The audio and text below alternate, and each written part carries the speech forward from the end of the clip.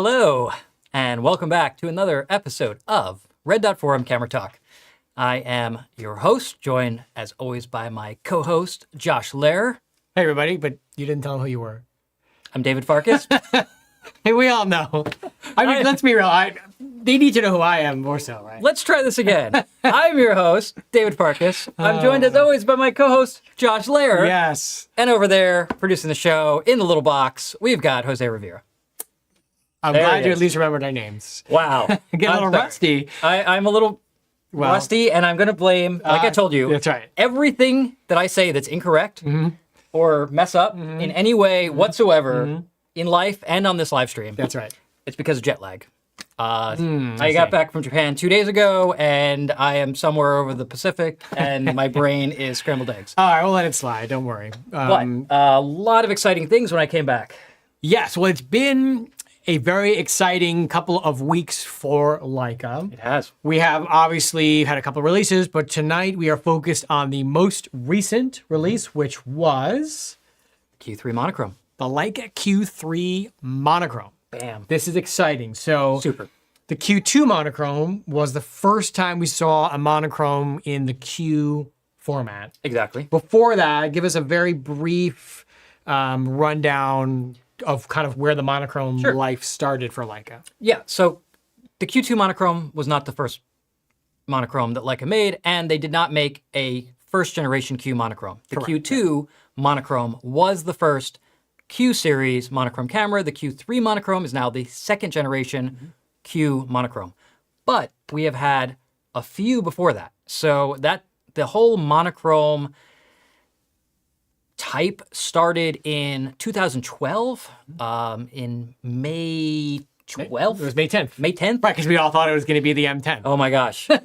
So yes, I was actually at the event in Berlin. In Berlin, yep. This was the very first Das Westliche event. I just butchered that horribly. That's but, okay, we get it. but that was the very first event that they held, and it was like, you talk about a room erupting in silence. Yeah. That was a room that erupted in silence because huge turnout. I mean, there had to be 500 to 1,000 people in that room. Dr. Kaufman gets up there and he's like, well, we have this. And he holds it up. Not this, though. Not this. And he shows it on the big screen. And it's basically a monochrome version of the M9.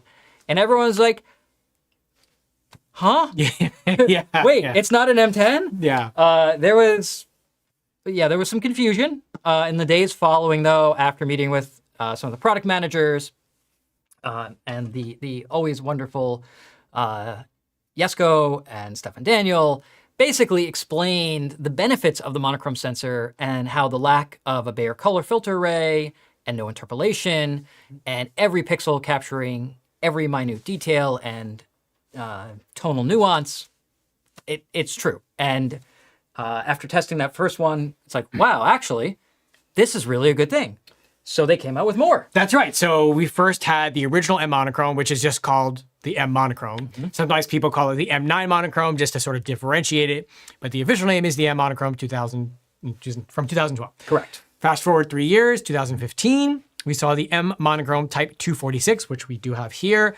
That was based on the M240, technically the MP 240, but from the first CMOS M from 2012. Big jump in performance. Huge. The 246 monochrome, I think if you look at all the monochrome M's, I still think the 246 represents the biggest jump. I mean, there have obviously been some huge improvements. Yeah, for sure. But the 246 was a game changer, so much so that in my opinion, even now, 10 years after it came out, it produces image quality that rivals many modern cameras that are color converted to black and white. I don't know if you remember, we made a series of prints that were 2 foot by 3 foot prints. Remember this? I do, yeah. Yeah, and this is a 24 megapixel sensor. Yeah. And we're like, yeah, it's probably pretty good, right? Yeah. It was astounding. And I said, well, we can't really print physically larger than 2 foot by 3 foot on our printer, right? Right. And it's like, okay, well, how about this? Let's just zoom in to the equivalent of a 40 by 60 inch print and then just print that 24 by 36. And we had both of those stacked together. And oh my gosh. Yeah, I mean, incredible. you could just, the bigger you printed it, the more details you were able to explore in the photo. Yeah. And that's at 24. So then what did that take us? So then we got to the M10 Monochrom, 2018 or 19, I forget. A few years later. 19? Yeah, I think 2019, yes. Based on, a little bit weird because the M10 Monochrom was the first time that the monochrome version came out and then the color version came out later. So weird. What I mean is the M10 Monochrom featured a different sensor from the M10, a sensor we had never seen before, which we then saw in the M10R. So the past two iterations, it was the color version first, then the black and white. The M10 Monochrom was a bit of a switcheroo, which was a little confusing. Confusing and also kind of funny because you can't really say Leica or people that are stuck in their ways or traditionalists all the time because that was a totally different way of doing things. Exactly. And then we saw just recently the M11 Monochrom, which is the current M monochrome camera. So there are 4 generations of M monochrome camera. And now 2 of the... That's right. So slotted in between the M10 and the 11 monochrome, right? Yes. Was the Q2 Monochrom, which was the first time they had ventured away from the M line with a monochromatic sensor. I'm pretty sure that was new enough that we have a show about it. We do. Yeah. It's crazy because we've been doing this show for almost 6 years. So now we're at the point now where historical releases are actually things we covered one of the episodes. Wow. I know. Right. And I have full written reviews on the 246 monochrome, on the M11 monochrome more recently. I have a video review of the M10 monochrome. And I have a video review of the Q2 Monochrom. Yeah, so there's a lot of great shorter form content on Red Duck Forum about the past monochromes. We also have a very early monochrome episode, which is still relevant today. And then obviously as releases have come out since then. But David, before we get into the Q3 Monochrom, I'd like you to kind of walk us through a little bit about the overarching concept of why would you want a monochrome camera when you have all these amazing software tools like Lightroom, Capture One, Silver Effects that can convert a color file into a monochromatic file. Well, there's no reason at all. Cool. All right, show's over. No, just kidding. So basically, again, just to reiterate this, right? So a digital camera sensor is by its nature monochromatic. This is kind of the overarching theme. So a sensor is just capturing luminance information. It doesn't see color, by its nature. Likewise, if it's slightly tangential, but also kind of fascinating, a digital sensor is actually an analog capture device. It captures relative luminance in volts, and then that's converted into analog to digital to a signal, which is ironic that a digital camera is an analog capture device, but totally tangential. The sensor itself, monochromatic. How does it see color in basically every other digital camera out there? There's something called a Bayer filter, or also known as a color filter array. And it was invented by Kodak by, I don't know, a guy named Bayer. It's a safe assumption. Wisdom, yeah. And it hasn't changed. With a few, I know someone's going to drop in the comments. With a few exceptions, Fuji had some weird SR pixel conglomeration thing that they tried like 20 years ago, and Foveon had multi-layer things. But basically, staying on track here, yeah. Apart from those outliers, which clearly didn't really last, the standard CMOS, CCDs, BSI sensors, everything, they use a color filter array that is an alternating pattern, a little checkerboard of basically red, green, red, green, red, green on one row. The next row, green, blue, green, blue, green, blue, green, blue, and then back to green, red, green, red, green, red. There is twice as many green pixels as there are red or blue pixels. And the reason for that is they block the least amount of light, which means they have the highest signal to noise and the lowest noise because that's your base ISO is determined by your green pixels. The blue and the red block more light. Red about 1 stop more than green, and blue about 2 stops more than green. So what you end up with, this is going back even a long ways, but if you remember back in CCD terms, do you remember blue pixel noise? Yes. How that was like a real thing. Yes. Because CCD sensors generally were terrible at shadow detail and being underexposed and low light ability. The blue pixels were generally horrifically bad relative to the rest of the sensor. So you would end up with this specifically blue channel noise, which was 25% of your image, getting pretty noisy. CMOS sensors have kind of leveled the playing field with much better low light performance, and also dual gain architectures helped us out there as well. There's been a lot of technological advances. That being said, there's still a variance between your green, your red, and your blue pixels in terms of luminance, which means there has to be a lot of fancy processing inside the camera to equalize those, but that involves adding gain, in other words, exposure compensation, to individual pixels to boost them up to where the green is.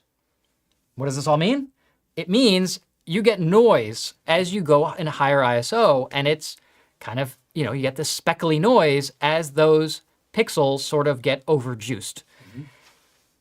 Now, coming all the way back to where we started, a monochrome sensor strips away that color filter array, meaning that every single pixel has identical gain. And the base ISO is now one stop higher. That explains why we've gone from 100 ISO base in the Q3 to 200 ISO base in the Q3 Monochrom. They didn't do anything fancy. There's no electronics manipulation there. It's just capturing one stop more light. And because of the lack of gain on the other pixels and the lack of interpolation, we basically pick up one additional stop on top of that.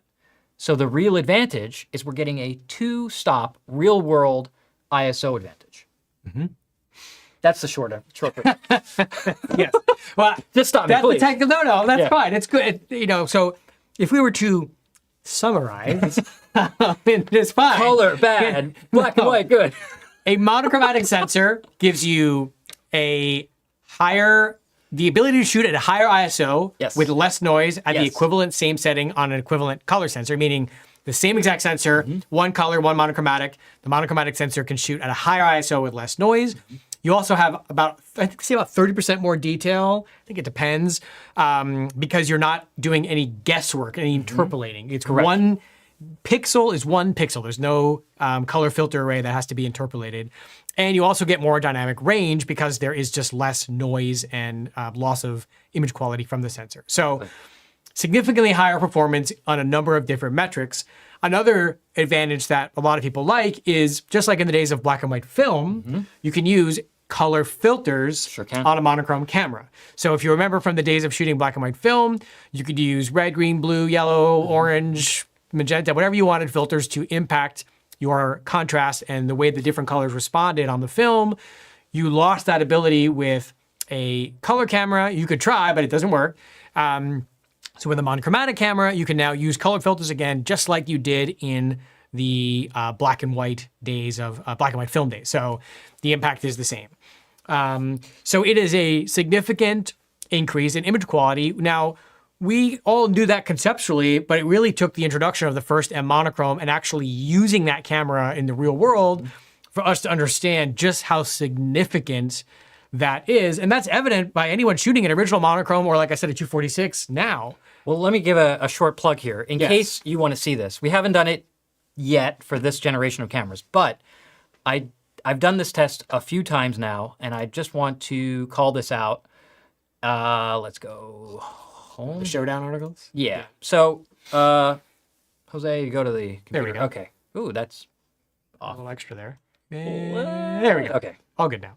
All right. So if you look at Red Dot Forum under technical articles, is it technical articles? No. Just search for showdown. It's field tests. Sorry. Field tests. Yeah. It's under field tests. You'll notice that I've done a few of these. So one in 2020, and then I did one in 2021. Time for a new one. Time for a new one. And this is interesting because, and I think kind of relevant, because this is the Q2 Monochrom versus the M10 Monochrom versus the Q2 converted to color and the M10R converted to color. So this is matching up the, at the time, new Q2 Monochrom and M10 Monochroms against their color counterparts. And I'm not going to explain all of this, but basically we go through all these testing. There's the subject. Okay. At every ISO, at 100% detail, but it's not 100% detail until you blow it up. So just FYI on that one, don't just scroll through. Please, if you are going to check this out, make sure you click on the files. Yeah, so, and I'm going to show you the summary, which is after all of the testing. Okay, Wow, we this got, article I know. is- I forgot Okay. how insanely long this is. These took a long time to put together, but you can see this ideal maximums. So this is, I think, relevant to our conversation today. Okay. Very few things I'll say are, but this one is relevant. As long as one thing is. That's One good. thing is That's relevant. A victory. All right, so what you see here is this is what I consider to be the maximum that you could push these particular cameras with appropriate processing. Now that's the other caveat, right? If you just look at out of camera results, like things are gonna get pretty ugly pretty fast at higher ISO. You really need to have a processing strategy. And we're going to get to that. Which we are. Right, we're not going to tangent to that right now. But these are processed images, and I explain all of that methodology in the article itself. So this is a Q2 Monochrom at 25,000 versus a Q2 converted to black and white at 6,400. And there's our real world two-stop advantage. And you can see that they do look pretty good. You're going to see even more impressive results today with the Q3 Monochrom because we do compare it against the Q2 Monochrom. As you will see later on in the episode. Yes. So, okay, so these are extremely good. Even though they're a bit older, the concept is still relevant today and is Yes. a compelling way to really get an in-depth understanding as to why a monochrome sensor is better. So now that we understand why monochrome sensors are better and we understand kind of where that threshold is, let's talk about... But can I just need to interject one yes, really please. important thing. Feel free. They're better if you want to shoot black and white. Well, black and white are both colors, aren't they? So it's technically still Black- a color you camera. have Just black that, and they white. should have called it the Q3 with less color, not monochrome, but you know. You're just missing, what, a few billion colors? It's fine. Yeah. But yes, obviously, I don't care how good a monochrome camera is. If you want to shoot in Yes. color, then it is no good for you. It just needs to be said because there's some people who, just want like, oh, what's the best at X, Y, or Z, and just compare these two things. Like, great. Yeah. Before we even discuss any of that, yes. do you shoot color That's right. or do you shoot black and white? I think what's great, and I'm just going to say, what's great about the Q Monochrom, what I loved about the Q2 Monochrom, and what I am now very much looking forward to with the Q3 Monochrom is, and I use this word a lot, I think for a lot of people, the Q, especially the monochrome version, is not an or camera. It's what I call an and camera, meaning when I pick up my SL3 and I shoot primarily color, gee, where is the other one? Where's the new one? Here. Yeah. Yes? They all look... Not this one. Oh, no, this one, yeah. It looks all, all from look this the- angle, they steer really... Aside from the fact that it's a tilting They're- screen. right, you know. I just looked at the screen. Jet Right, lag. but I can... Jet lag, yeah. I can't tell cameras apart. To be able to take a Q3 monochrome when I'm shooting my SL3 for most of my color work, but I really want black and white, especially for that just insane low light that I promise you are going to see. We'll get to. We are going to get there. And, this is on a whole different level where I can just take this out. I can shoot anything at night, like anything at night. And it's going to be phenomenal, small. They share the same battery. Yeah. It's actually, there's a certain level of confidence you have when you don't have to worry about how dark it is. You don't have to worry about white balance. You don't have to worry about any kind of weird color getting in your way or mixed lighting. You're just thinking about lighting, shadow, highlight, contrast, composition, shapes, geometry, all these things. It's sort of a fascinating way to both distill photography down to a much simpler form. Yeah. And also just give yourself a lot more, ironically, creative freedom, despite the fact that you are more restricted with the lack of color. So the Q2 Monochrom really leveled that up because it was the first autofocus Leica monochrome camera, the first with macro, the first weather sealed monochrome camera. So a camera that could do a lot of things monochromatically that the M monochromes could not do. Yeah. So the Q3, when the Q3 came out, it was a huge deal. Probably the biggest deal in many years. If you haven't really been paying attention because you're a Q2 monochrome person and you were like, I don't care about the Q3, I'll wait for a Q3 monochrome, Here you it may is. not be aware of all of the improvements Leica made from the Q2 generation to the Q3 generation. So what I'd like to do is kind of explain, either for people who don't know or who need a refresher course, Sure. what are some of the major improvements that we saw from the Q2 generation to the Q3 generation? And then we'll talk about what additional things the Q3 Monochrom brings to the table and go from there. I might have you hold them both. Which, the Q2 Monochrom and the Q2 Monochrom? Yeah, I can do that. I have the technology. Move that out of the way. This is in the way. Yeah. There's things everywhere. All right, let me get started while Josh sets up his. So we have here, voila.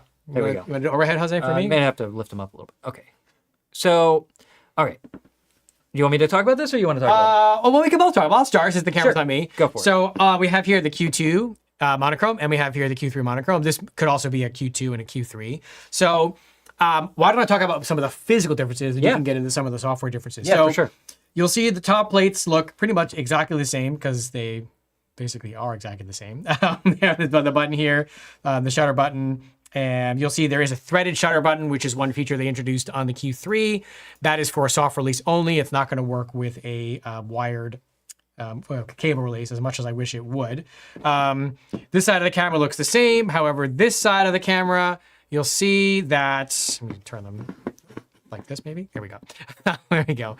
That the Q3 introduced some ports that we didn't have on the Q2. So the Q3 has a USB-C and HDMI, which is a huge feature that allows you to download images off the camera, but more importantly, charge the camera via USB-C or power the camera with a USB-C power bank. You can also do video recording onto an external HDMI recorder. You can use a USB-C microphone or HDMI microphone, one of those two. USB-C. USB-C external microphone. Yep. So we now have ports, which we didn't have on the Q2. Bottom of the cameras, you'll see look pretty much the same. No major differences. There is a little set of contacts here on the Q3 because the Q3 introduced the ability to use a additional hand grip, which incorporates inductive wireless charging, which we'll get to in a little bit. And on the fronts, you'll see they look pretty much the same. Here we go, just trying to show you that. So you may be asking, well, what do they change? Well, I kind of saved the best for last, which is the back. So on the back of these two cameras, you can see the light. I'm working on it. Give me a second. They have completely changed the button layout. So we have the Q3 here. Turn them just side by side. Like this? Or, yeah, sure. I can't go like this. It's like, yeah, like that. That works good. Oh, there we go. Okay. Tilt them. Yeah, I'm going to tilt them. Yeah, This is hard. It's hard to do this and talk about it. So you think after all right? these years I'd be good at this, but no. Oh my gosh. So the Q3 on the left, Q3 Monochrom on the left, excuse me, and the Q2 Monochrom on the right. Obviously, you see the biggest change is the addition of a tilting screen. Is a much higher resolution screen as well, but also has the ability to articulate in these directions here. So if you're shooting something high up or something low down, you can angle the screen accordingly. I was just literally using this yesterday. It's extremely convenient. You've also got the updated button layout. So now everything is on the right side of the camera here, all the buttons, which makes it a lot easier to operate the camera with one hand. And this kind of in line with, I think, Leica's continued design updates like on the SLs. The viewfinder on the camera, while it looks the same, is higher resolution. We went from, I'm going to get this right, 3.68 megapixel OLED to a 5.76 megapixel OLED on the Q3. Big difference. Of course, Q3 Monochrom. And the other difference you'll see here is the addition of a one more function button on the top. So the Q2 Monochrom just had this one button here, which was primarily used for changing your crop mode, your digital zoom. Q3 Monochrom and Q3 have an additional button here. So it sounds small, but combined with the fact that this center button here is also now customizable, you're literally doubling the number of customizable buttons from 2 to 4 between the Q2 and the Q3. So it's a pretty significant difference in terms of day-to-day usability, I would say. And the other external difference, kind of an external difference, and this is backwards compatible difference, is with the introduction of the Q3, Leica introduced the BPSCL6 battery, which is a higher capacity 2200 mAh battery over the BPSCL4 battery that we saw in the SL, the Q2 and the Q2 Monochrom, which was 1760 mAh. You can use the newer batteries in the older cameras without an issue, but if you put the older batteries in the newer cameras, you do lose some features like 8K video and some of the higher speed burst recording. So if you're working with a Q3, you do want to make sure you're using a BPSCL6 battery. They look exactly the same, of course, other than the writing that's on there, so just be mindful. You can see I actually labeled mine I don't know if you can see that. It says Josh Q3 on there because it's very difficult to otherwise notice which ones are which. So that covers pretty much all of the hardware changes. The good news overall, it's still a Q. Leica did not make some dramatic change where it doesn't feel like a Q anymore. The biggest thing you'll notice really is just the fact that it has the articulating screen, which sticks out from the body a little bit. I don't even notice it anymore because it still doesn't go out as far as the viewfinder. So for me, That's good. no, just immaterial. The lenses, of course, are exactly the same. So the filters are the same, the hoods are the same. All of that stuff hasn't changed. Really, the changes are in the guts between the Q2 and the Q3. So there's a significant number of improvements. I think the most significant one for me would be USB-C charging, the articulating screen, and the high resolution viewfinder, because those are things that are impacting use all the time, day to day. I think that's everything, right? Yeah. So that covers sort of the exterior changes. David, why don't you talk about some of the feature, functional, internal changes that we saw from the Q2 to the Q3? Well, Sure. I mean, it's not specifically. I mean, these are both the same, right? So, well, kind of. There's two notable exceptions. Yes. Okay. So internally, we've gone from a 47 megapixel CMOS sensor on the Q2 generation, that's color and black and white, to a 60 megapixel BSI CMOS sensor, that's backside illuminated, as we have said every episode. It doesn't mean there's a light shining on the back of the sensor. It doesn't. What? It doesn't. It means that the electronics, supporting electronics for the pixel sights, has moved from the front of the sensor to the backside of the sensor, which allows the pixels to be larger and more photosensitive for the resolution, which is why we saw an increase in high ISO capability from going from 47 to 60 megapixels, because conventional wisdom has always been more resolution, smaller pixels, less light gathering. But by going to the BSI sensor architecture, we have more light gathering with more pixels. Ooh. It's So like having your cake and eating it as well. Delicious cake. Vegan cake in your case. Yes, Yeah. delicious cake. So definitely want to eat that cake. And we've been enjoying that sensor across the full range of Leica products now. So we saw that actually it was first in the Q3, wasn't it? Or was it first in the M11? M11 first? Man, I'm supposed to know all these dates. I think it was off the bat, M11, but there's so many things I think now. it was on M11 first. Yeah, we saw it in the M11 first. Yeah, and it that was sounds like, right. Yeah. holy cow, Yeah. this is massive. Then we saw it in the Q3. Then we saw it in the SL3. Yeah. And the sensor not only is better in low light, it's not just, it's also more pixels. I mean, but really, if we're being kind of, critical here, the jump between 47, let's round that up to 50, and 60, that's not the real make or break here. It's it's not the difference in resolution. Right. I certainly have no complaints about 47 megapixels, but I love the ability of this new generation sensor, both for low light, and also we got about a one-stop advantage upgrade in dynamic range. The new sensor that debuted on the M11 is over 15 stops of dynamic range. It's phenomenal. I think this sensor that's in here scored a 100 on DxO Labs sensor chart. So basically, it's the best available because it's perfect. Well, it's not perfect, There you but go. according to the DxO Labs, it is. I mean, 100 out of 100, right? So it's a phenomenally good sensor. It also, now here's the caveat. For the Q3 and for the SL3 color versions, that sensor also brought about phase detection hybrid autofocus, meaning that it utilized contrast detection for accuracy, phase detection for speed. The M11 obviously doesn't have either of those because it's a rangefinder. Well, unless you're on the current firmware. The one that added autofocus to the M11. Don't listen. It's not April Fool's. It's not April 1st yet, Josh. Hold that It one. could be like in Australia. I don't know. Hold that one in reserve. Okay. Okay, and then I'm not that tired. And then the Q3 Monochrom is does not have phase detection, I should say, is contrast detect autofocus only. And I guess we should address the reason for that. Yeah, I think let's just repeat that. Or do you want to? Or should I? Let me go through all the rest of the features and then we'll come back. Okay, to that. that's fair because that is probably one of the most asked questions we got. It is. I want to make sure we let's not dive into it yet, but we will shortly. Okay, so The other notable upgrade from the Q2 to the Q3 generation is the move from the Maestro 3 generation processor to the Maestro 4 generation processor. Now, I'm going to interrupt you for a quick second. Yes. Just very briefly.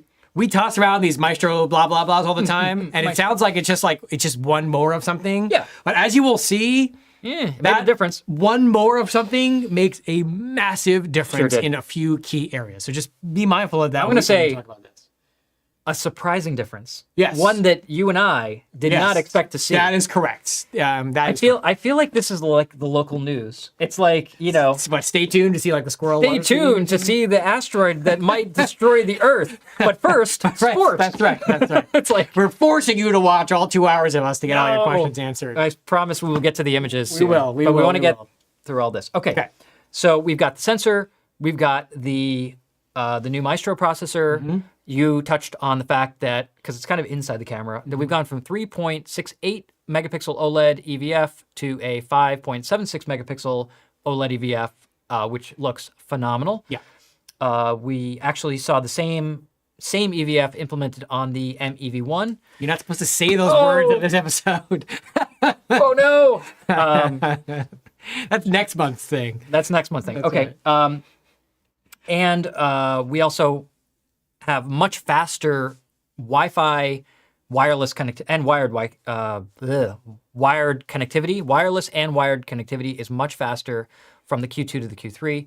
Obviously, the Q2 doesn't have wired connection, so by its nature, the Q3 is infinity times faster. That's right. But in terms of Wi-Fi connection, it is about 10 times faster. Yeah, the transferring yeah. to the Photos app is, I mean, it's the difference between hard to use and you don't think about it. I mean, the difference is significant. Yeah, it's really, really, really fast. It has the Bluetooth low energy mode. It's got MIMO, which is beamforming technology that it beamforming. beamforming. So it is much, much faster. So we have major wireless upgrades. We have the sensor. We've got the thing. Also, the rear LCD has gone from about 104 million dot display to 1.8 yeah. something million dot display. Yeah, I kind of covered that in my thing. Yeah, but it's an 80% upgrade Yeah. in pixel resolution on the rear LCD. Makes a big difference. And then Josh touched on it. We also have built-in HDMI and built-in USB-C charging, which is huge, by the way, because it means you can carry a little power bank and actually like keep your camera running, which is awesome. Or if you want to set up all night and do an intervalometer, you can also plug it into a power bank so it doesn't die, which is really And what nice. about, not that we'll dive too deep into this, but what about for video people? So for video people, we got the ability on the Q3 generation to do 8K video, which great. I guess not? All the why not? case. Get all the And case. I think this is now the Q3 Monochrom is the first camera to do 8K monochromatic video. Sweet. Amazing. Need that. I've never shot. But it also has like other things. Yeah, it has other things. I don't know what all those letters mean. So it's a specialty. Yeah, it has log and HLG and Try all not to that. sound too excited. Sorry. Yeah, it has a lot of video features, which honestly, for the Q3 Monochrom, I'm not sure how many people will actually use that. Well, it's them fighting words, I think. Because Brandon just sent us a bunch of samples, which we didn't have time to actually do anything with. So sorry, Brandon. Next time. Brandon can convince me That's over coffee. Anyway, Okay. so Did I cover all the internals? yes, so the Q3 was a Except- huge jump. What? There's one other thing that the Q3 Monochrom gets. I'm getting there. Okay. Yes. As I was saying, as I was literally saying, the Q3 was a huge jump from the Q2. Yes. Now, Q3 Monochrom, which came out a couple days ago, brings a couple more features that we haven't seen. Really, one key one that we didn't see on the Q3, which is a feature Leica has been rolling out on all their cameras recently, which is the content authentication technology. So there was a digitally signed hardware chip inside the camera that tracks any manipulations done to your images. So you can always verify if an image has been manipulated or if it is original. We saw this first on the M11P, and now we have it on the M11D. We do. And then the SL3S Yep. and MEV1. And then now this is the first Q camera that has the CAI technology, which is a big deal. Correct. And can you talk about the last thing, which is really a firmware upgrade? And we will actually see this across the rest of the Q3 line. Both the Q3 and the Q343 will be getting this upgrade, but you want to talk about that? So if you maybe you know, maybe you don't, the SL3 introduced a new menu system, new interface, new icons, new everything faster, snappier. Lycons, they call them. There we go. And now for the first time, we have that same interface in a Q camera. So of course, like David said, the Q3 and the Q3 43 will get those changes as well. But shooting quite a bit with all these cameras last night to get all my test images, I really appreciated the differences in the usability. It's so much easier to use the new menu system, which I'm already used to. We're already used to in the SL3 already. It makes so much more sense. It's a touch-sensitive menu. You can actually change the icons on the quick menu screen. You can move them around. So different. You have what you want. Also, we got 2 new features in a Q for the first time with the menu change. One is we can toggle which digital zoom crop modes are active and which are not. That's cool. So let's say you never use 35, you just want to go 28, 50, 90. Nice. You can do that, or 20, 50, you can take away 35, 75. Almost like the a la carte program and the M days where you could That's cool. have them take away frame lines. You have like digital a la carte for your Q3 monochrome, which is very cool. And also for the first time, finally, we have real info profiles in the capture assistance menu of a Q camera. So Because good. prior, it was very, very restrictive as to what you could have turned on and off. Now we have real, just like in the SL cameras, we have real info profiles we can customize. And again, this is going to come at some point, I think the end of the year, early next year, to the Q3 and the Q3 43. So Really fantastic. yeah, we got some pretty significant If we have time changes. towards the end, Josh can kind of I can show show some you. menus. It really is extremely convenient. I mean, if you use an SL3, you'd know what I'm talking about. If you haven't, you have a Q3, you'll soon see it when we get the firmware. It is absolutely going to be worth it. If you're worried about like it being harder to use, it's way easier to use. It's super, super logical. Things are grouped together in a way that makes way more sense. I love the toggles. Yeah, it's so much easier. So yes, there'll be a 5-minute learning curve when you readjust, but once you're like, oh, this makes perfect sense. Yeah. You'll probably have to redo all your user profiles. Sorry, because they're different settings. Right. But it'll be worth it, I promise. So let's get to, because what time is it? It's, oh, perfect. Okay, let's get to the second most asked question. The first most asked question is how does ISO compare to literally everything, right? Talk about autofocus. But let's talk about autofocus. So the Q3 and the SL3, like David said, introduced phase detection autofocus on top of the previous cameras and still current cameras, contrast detect autofocus. Contrast detect is more accurate for single autofocus single shooting. Phase detection is faster for continuous autofocus, for moving subjects and tracking. Now, the Q3 monochrome does not have phase detection autofocus. It goes back to contrast detection only, like we saw in the Q, the Q2, and the Q2 monochrome. And there was a lot of talk prior to the Q3 monochrome where we would say, like, we don't even know if like it can do a Q3 monochrome because what are they going to do about the phase detection? Well, now we know the answer, which is they're going to not have it. And this is a technology problem. This is simply a limitation of the phase detection autofocus technology. I'll let you dive into it further because I know you're dying to get into the technical aspects. But to give people the short version, which is, I'll keep it. The underlying concept was being said that you need color for phase detection autofocus, which is not true. That's not accurate. What you do need is the ability to compensate for pixel flaws, pixel errors. Right. So let me explain. Okay. Yes. He's dying to get into this, so I will let him. Yeah. Okay. I'm gonna hydrate while you do that. Hydrate. You listen. You better. I'm working really hard. Yeah. You better. You have any little quick chews like for the marathoners use? You know, keep going. Little sugar. Why don't you things? just talk about Okay. autofocus? All right. So the way phase detection works. Well, let me back up. The way contrast detect autofocus works, which is on all of the autofocus cameras, going back to the original Q, it's basically the sensor data is being read out, and it's looking for contrast edges on the actual image itself, and there's a feedback loop, so it reads the sensor data, moves the lens a little bit, reads the sensor data again, says, that's getting sharper, it's getting blurrier, and there's a certain amount of logic there, and it'll say, oh, we're going the wrong way. Let's go back the other way. Okay, as it's going back and back and back and back, and those are getting better and better and sharper and sharper and sharper and sharper, and it's done. It's essentially how you would manually focus, just faster. So if you're thinking about how you manually focus a camera, you might go to focus in and go past it and then come back to where it's the sharpest that you get. And the camera is doing that internally, but it's doing it extremely quickly. So much so that you don't really notice. You can definitely see the lens moving, but the camera's been reading out that information as it goes.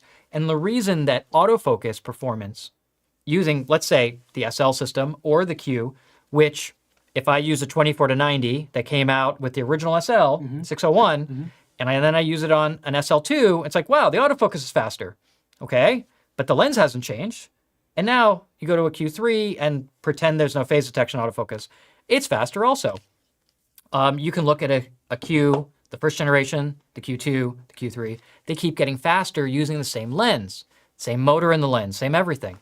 The lens isn't moving any faster, but the readout and the processing from the sensor is getting much quicker each generation, which also gives a little advantage to, as we said, there's more than a number when you go from, say, the Maestro 3 to the Maestro 4 processor. It means that we can read out that sensor data quicker. The camera can process that data, tell the lens to move, and determine when you have sharp focus quicker. That's just how the contrast tech system works. Faster sensors, faster processors, faster autofocus. Done. We've also seen faster autofocus implemented with firmware updates because the algorithms have gotten more efficient. Correct. And smarter to know which direction to move quicker. So we've seen notable improvements since Leica's kind of got into the autofocus game back in 2009 with the S2. That was their first mainstream autofocus camera. Made in Germany, mainstream. Right. Yeah, Like system camera, not compact camera. Yeah. Okay. Phase detection, the way that works is different. It's a physical hardware difference on the sensor itself.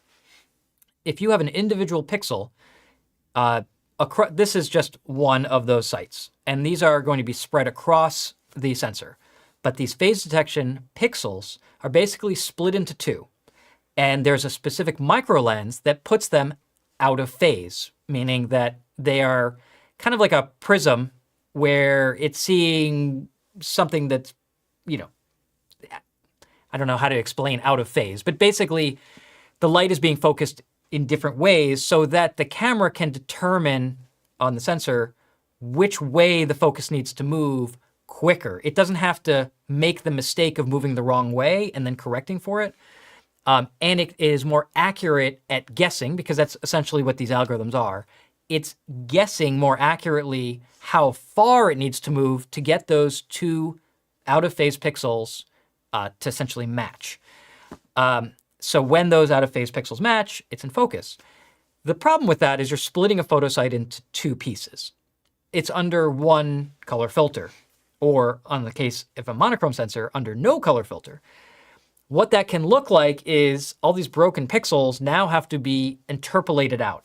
On a monochrome sensor, it's not that easy. On a color filter array camera, on a color camera, there is already interpolation going on, and basically the demosaicing process of converting all of the mosaic of colors basically hides this. It just smooths it out and eliminates it, where visually you can't see these pixels. On a black and white sensor, clearly, because this is the result that we have, Leica was not able to figure out a way to adequately hide these pixels. Yeah. Because there's nowhere to hide. Every single pixel is capturing 100% information at that pixel site. No interpolation, no blurring between the pixels.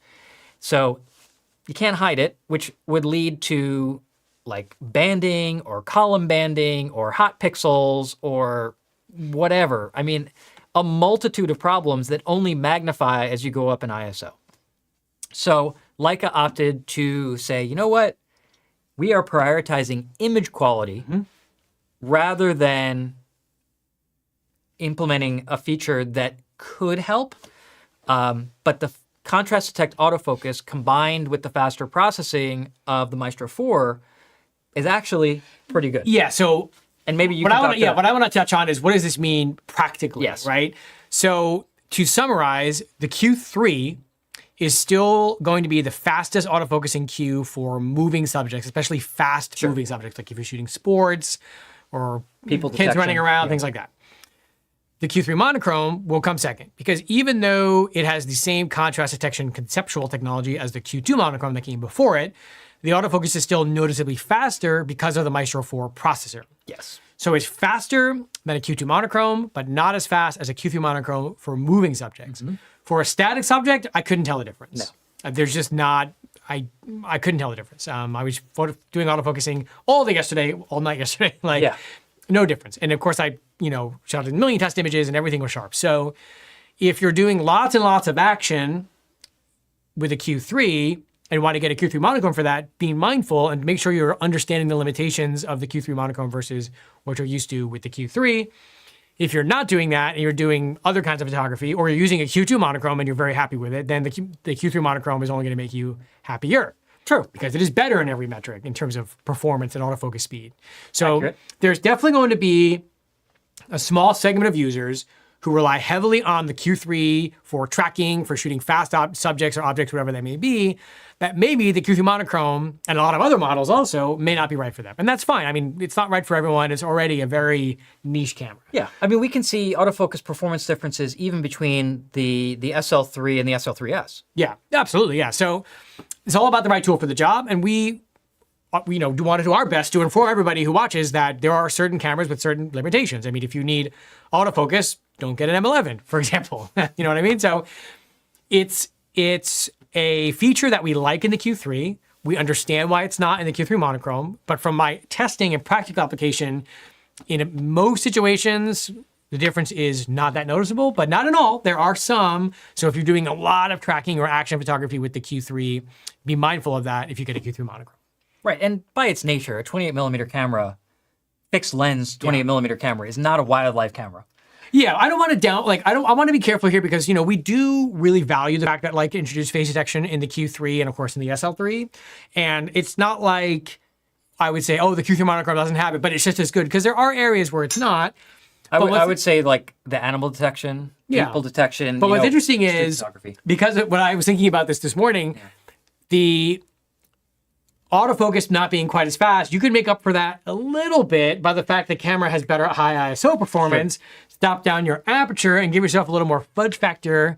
That's kind of a workaround. And more shutter speed. It's one of the fascinating aspects of a monochromatic sensor's high ISO capabilities is what it allows you to do with aperture. And there is another intangible that in real, it's hard to test for us, but in real life applications, having a sensor that has less noise, that performs better in low light conditions also means that the autofocus system can be more accurate and quicker because it has more data to work with.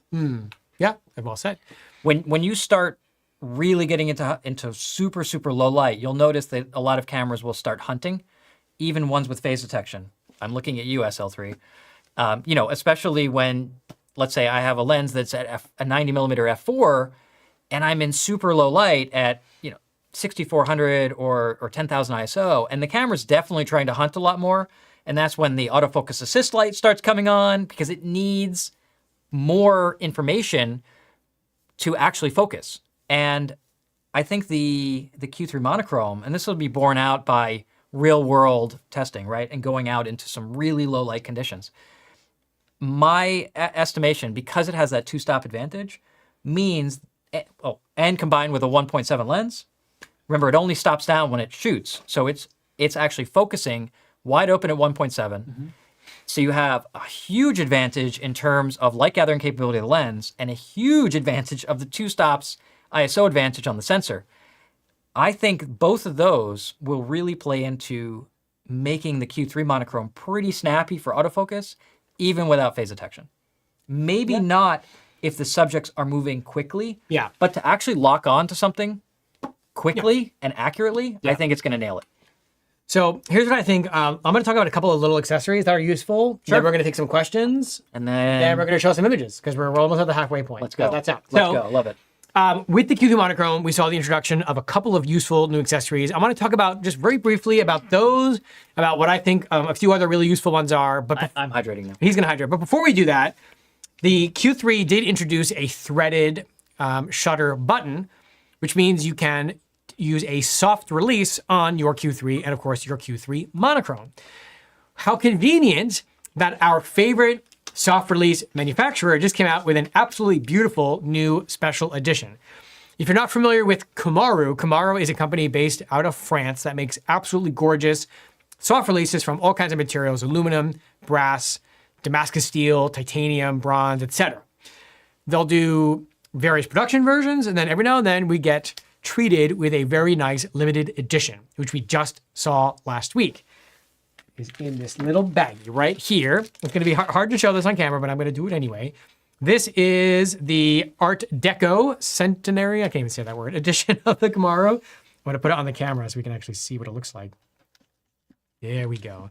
So it is milled from a solid piece of titanium. Can we actually see that? Oh my goodness. I don't know, I can't tell if you can see that or not. Higher? No, lower. Around there, yeah. Yeah, there you go. Yeah, it looks good. It's got this really, really cool laser engraving on it. This really beautiful pattern. And then on the other side, you're never gonna be able to see this on the camera, but I'm gonna try it anyway. It's engraved with the Art Deco Paris, which is what it's celebrating 100 years, 1925 to 2025. It, again, is solid titanium, laser engraved, made in France.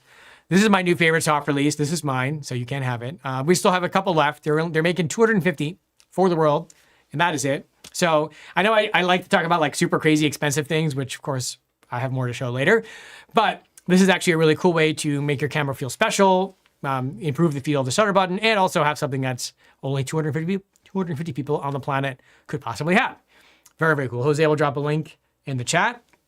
In addition to this lovely soft release, wait for Jose to do that before we move on. He's thinking about it, maybe. What are we doing? Dropping a link? Yeah, Jose, can you drop a link in the chat for the new Monochrom? He's doing it better. He's doing He's doing it. Okay. So what else do you have to show? So blah, blah, blah, blah. Then there's a really the two most significant accessories introduced with the Q3 Monochrom. One, there is ready to go. Hand grip? Yes. Where's the other one? Oh, here it is. So with the introduction of the Q3, we saw the wireless charging hand grip. This allows you to put the camera on a wireless charging pad and charge it, well, wirelessly, which is very convenient. Because the leatherette body covering on the Q3 Monochrom is a little bit different than the Q3, and the hand grip has some of that material on there. We can do an overhead, I'll show you. So this is the Q3 hand grip. Leica introduced a Q3 Monochrom version of the hand grip, which is identical in every way, including the same price, except it has the leather from the Q3 Monochrom on it. So if you want it to match, this is certainly the way to go. Now, the other cool accessories with the Q2 Monochrom, Leica came out with E49 filters in orange, yellow, and green, which were very useful, but they never had a red filter. Well, that has now changed because now we have, it's just the box, so I'll show you the filter. Ooh, that's a nice looking box, an Josh. E49 filter in red. So if you really have always wanted a red filter for your Q3 Monochrom or your Q2 Monochrom or any of your M Monochroms for a lens that takes an E49 filter like a 28 Summilux or 75 Summicron or whatever, now you have the option to get a red filter. These are probably going to be hard to get for a bit because they're going to be new and exciting. The other useful accessory I will mention is, of course, your thumb support. The Leica thumb support is a really nice design. It duplicates the buttons over here, which actually I think they feel better than the ones on the camera, if I can say so. They're pass-through. Yeah, they're really, really nice. So I think a Q3 Monochrom with the hand grip and a thumb support and a nice soft release makes the perfect setup. And, just something to consider. The other quick question I'll address is, unlike the Q3-43, the Q3 doesn't require the use of any different lens hood to use filters, but you can still use any of Leica's round threaded hoods on the Q3 Monochrom if you wish. So this is the black one. It looks great. Yeah, it looks super cool. There you go. Super nice. So yes, the full line of Q3 accessories works. That includes half cases and hoods and all that. So just be aware that I don't know if you talked about it on the external thing because I was somewhere over the Pacific. Yeah, the finish on the Q3 Monochrom is a matte black, so it is a little bit different. It's close enough that I don't think it's also the covering as well is different. Than I mentioned with the grid. Right. So a couple of differences and a couple of useful accessories. I think must-haves: thumb support, hand grip, red filter, orange filter, yellow filter. Have your full color filter set. Extra battery, dual battery charger. Also, OTECT makes a really nice cap for the hood. So if you don't like the really difficult to remove, show that one. Yeah, that's stock really nice. lens. Yeah, so if you, Jose, we can get overhead one more time. So the stock lens cap for the Q3 and the Q2 Monochrom looks like this, which can be a little bit tough to remove. As you can see, I'm struggling. And then over time, they become really... two options. You have the Match Tech rubber cap, which is really nice, especially if you're going to be putting the camera down on stuff because it's rubber. Rugged, yeah. But what I really like is the OTECT Q cap. This is a machined aluminum. There we go. and it looks perfectly like factory integrated, really, really nicely made. We can drop links in the chat if you want to see them. So we got a couple of options for caps, and yeah, I think that covers all the accessories I wanted to kind of quickly go over. I know that was a lot. I think there's some new straps that came out with. Yeah, I didn't have those to bring. We got a couple of new braided straps. They're a combination of leather and nylon together. Yeah, they're pretty cool. Yeah. Those we'll eventually have, but I just, we don't have them just right a little bit too new. Okay. So I think we should take some questions. Yes. Jose, we're not going to take questions yet about ISOs and stuff because we're going to get to that when we show images. Okay. But anything else, fire away. All right. Let's see what we got. Okay. ISO performance. Talk about it later. Yeah, like most of the questions, but let's see. Are the camera body dimensions the same as my Q3 43? Yes, the camera body part is the same. The lens of the lens 43 is a little bit different, different. I guess, well, we'll get to that in a minute. But carry on, yeah. Yeah. I think you guys just answered this. Somebody has a Q3 43 and they had to buy a different lens hood to use a UV filter, but you don't have to do that for this camera. Correct. Okay. What does the Leica Lux in the Photos app do with these files? Can they be applied? Yeah, I mean, you can still tone the images. You can put Selenium or you can. The camera filter. still has the Leica Lux, and the nice thing about the new interface is Leica Lux is now in the main menu as opposed to being buried in the JPEG settings, which is nice. Yeah. Okay. So the red filter, Leica is at least 10 years into serial production of monochrome cameras. Has something changed in the process and is new to the Q3 Mono, or would older monochromes also benefit from this filter? Oh yeah, of course. Yeah. And if you look at my M11 Monochrom review, I have samples in there with a red filter, and it on a clear sky, bright sunny day, the sky basically turns black. Trees turn white. It's a lot of fun. It's not great for people, but it's really good for landscape, urban landscapes, things like that. The orange filter is still like a great, almost the way there filter, where it darkens skies, it adds some drama, but it's not so like over the top contrast. I think it's nice to have options, right? That's Now, why black and white filters exist. I want to talk about the people in the chat who really lack fulfillment in their life, okay? Because inevitably, like it comes out with a Q3 monochrome, and the question people ask is, what about a Q3 43 monochrome? No, look, I love how excited y'all are. Did you read the comments? For the concept of Q3 43 monochrome. But let's be real, these cameras are handmade in Germany, okay? They're not large production. Will Leica do a Q3 43 monochrome? I have absolutely no idea. Would it be cool? Of course. By the time it comes out, well, then everyone will be saying, well, I'll just wait for the Q4 monochrome. Probably. So let's be excited. The last Q monochrome also had a 28, and that was one of the most beloved and least traded in cameras of all time, up until now, of course, because everybody wants the new one. But seriously, you look at our website, how rarely we get a Q2 monochrome because people just hang on to them. It's true. So yes, we never knew we needed a 43 Apo on a Q body until a year ago. And now we all need it, Now right? suddenly we all need it. Right. I'm all for options, and I hope Leica does it. But just like choosing an SL lens or an M lens or a lens for any other system, you have to decide if you're going to get a Q3, is a 28 right for you? Is a 43 right for you? If you're going to get a monochrome and a 28 is not right for you, then don't get a Q3 monochrome, because that's the only option we have for now.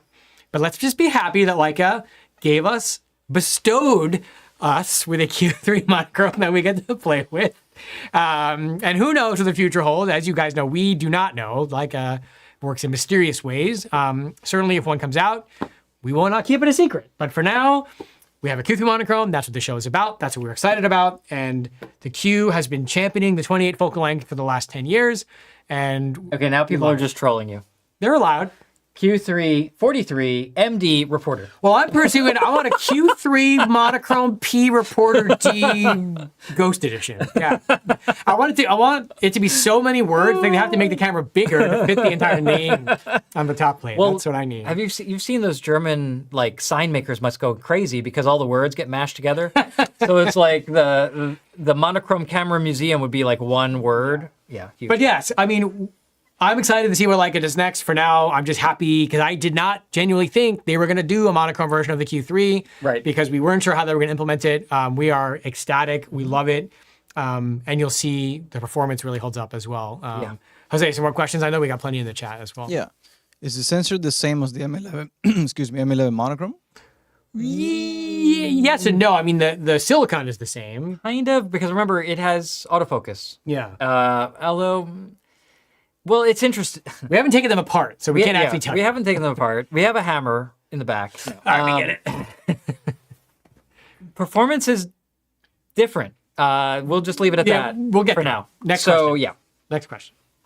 Since both cameras use the 28 zoom lux, how has between the Q2 Monochrom and the Q3 Monochrom, how has the firmware optimization or lens correction profile evolved for the new sensor? And does it improve corner sharpness or micro contrast? Not that I can tell. I mean, there are so many things that improve image quality between generations. It's hard to say if it's just one thing, but I don't see, if I try, because I thought about this a little bit, not in this exact way, but in terms of like what could the new sensor and the new processor do to lens correction.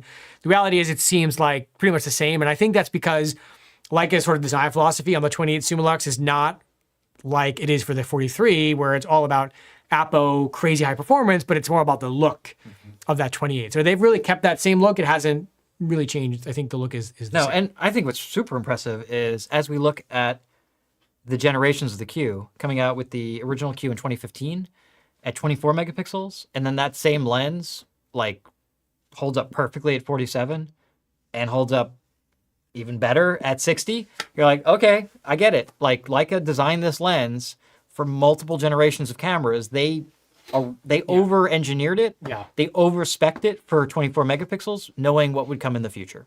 Or maybe not knowing, but hoping. Assuming, yeah. Hoping, yeah. All right, next question. All right, let's see. So we're getting a bunch of like comparison, like if I have an getting M11 Monochrom, should Well- I get this? Well, Well, one of the questions let's talk about that after we show the images, because it there is will definitely important. be more context. It is important before we get to the images. It is important to remember that image quality to the nth degree isn't always the first thing to consider when comparing two fundamentally different types of cameras, Color versus black and white. or an M11 Monochrom versus a Q3 Monochrom, Sure. because those two cameras are fundamentally different Yeah. in terms of how they work.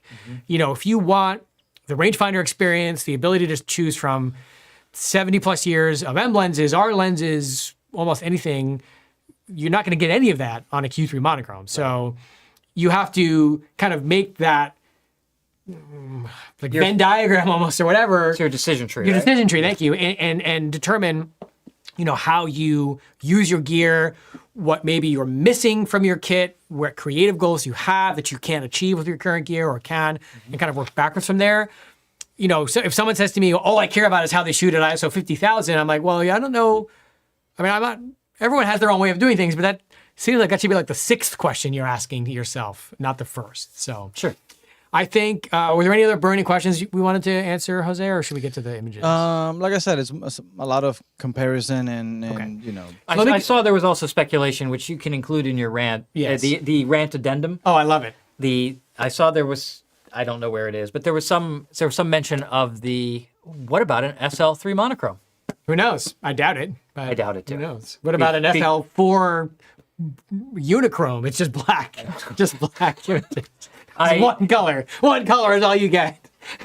Yeah, I tend to doubt the SL3 monochrome purely for the fact that we're now in the third generation of SL, not counting the S versions, and there's been no monochrome yet. Yeah. So maybe if Leica had a Q2 monochrome and they had an SL2 monochrome, then it would make sense, but I don't know. I don't think Leica is going to just drop an SL3 monochrome on us, also. So let's set the stage now for the testing, and David's going to walk through the images. So what I did was tested the Q2 Monochrom against the Q3 Monochrom, against the M11 Monochrom, against the Q3 converted to black and white. So I put those four cameras against each other with the primary goal to understand how performance is affected by increasing ISO settings, as well as or that performance including noise, sharpness, detail, dynamic range, tonality, all those things that you notice changes as you increase your ISO. So I set up my classic camera bag wall setup at the Leica store, and I worked all night slaving over a hot tripod to get these images. What's wrong with your tripod? Don't worry about it. I like that. This special tripod. like that. David was kind enough to work really, really hard all day to actually get these images sort of ready for showtime. So he's going to walk us through the different examples, and he's going to talk about what the experience is like of working with these files in Lightroom, how to get the most out of them, and where he thinks the real champion is, or the reigning champion, the current champion, I should say, of low light, black and white, or color photography in the Leica lineup. You forgot one particular test that I asked you to do. The exposure test. Yes. Oh, right. And I also did another test, thank you, where I, just to see how savable and malleable the Q3 Monochrom files are, is I did 1 through 5 stops of underexposure, and then David brought them back, he normalized them. Oh, I thought you did +1 to -4, because that's what I have here. No. Yeah. I mean, yes. Yes. Whatever you say. I think you were jet lag last night. Yeah, apparently. It was pretty late, but whatever. But- We did some dramatic underexposures to see how recoverable the I'll show files those were. first because it's the shortest one. Oh, perfect. So Let's lead Jose, off why with don't you that. switch to David and the computer view, and we will look at some pictures. Pictures of camera bags. All of these camera bags, which are available for sale at your local Leica store in Miami. Oh, let me fix this. What is happening over I don't there? know. All your sizing is off. There we go. Sizing's off. That's all right. Where'd it go? Look at that. And I just before he starts, like I use this test because all the camera bags are different colors. Obviously, you can't tell that in this photo. So you get a lot of different colors, a lot of different textures. Well, actually, I will show that. Oh, okay. You get- let me just. I'll flip back to a. Yeah, but let me explain while you're doing Yeah, go ahead. that. You get a lot of different colors, a lot of different textures, fine detail, specular highlights, regular highlights, deep shadows. This is like, a super comprehensive test. And because it's a flat plane, you can see how corner performance is as well. So this, there we go. That's that's what the original image looks like in color. And of course I use the test target in the center, which gives us a great sense of detail. Also ensures I have a good autofocus target. So this is what the scene looks like to the eye. That's what the color looks like, just to give you an idea. And look at that. Not what I wanted to do. All right. I was David, trying- take us through. Sorry, Mac versus PC mind. Okay. Take us through some pictures. Yeah, so let's go here first. Okay, so we're gonna do Q3 underexposure. Okay. So first, and I do have a couple different groupings here. Ooh, that's interesting. Ah, that's why. What are you doing over there? I don't know. All your stuff is messed up. Yeah, all my stuff's messed up. I feel like jet lag messed up my windows. Like he did warn you he was going to blame jet lag on everything, and he was not kidding. I'm not kidding. Okay, we're all size now. That is weird. It's kind of offset. All right. So, we are now going. Oh, I know. Jose, you're on the other mode. That's why. Jose's always on the wrong mode. Switch back to the regular computer view. Hey, that's why. There Okay, we go. we had a different mode for. Minor snafu. Minor snafu. All right, it's all. Doing okay over there? I'm doing great. Okay, so what I want to show is this one. You can see, maybe you can't see. Zoom in on your screen. Zoom and enhance. Zoom and enhance. So this is -1.5 stops to get the exposure correct here. All you're looking at here is basically normalized exposure and some highlights, and that's it. Everything else is zeroed out. So this is out of camera, but adjusted for exposure. And this is what happens, and I think it's worthwhile talking about this because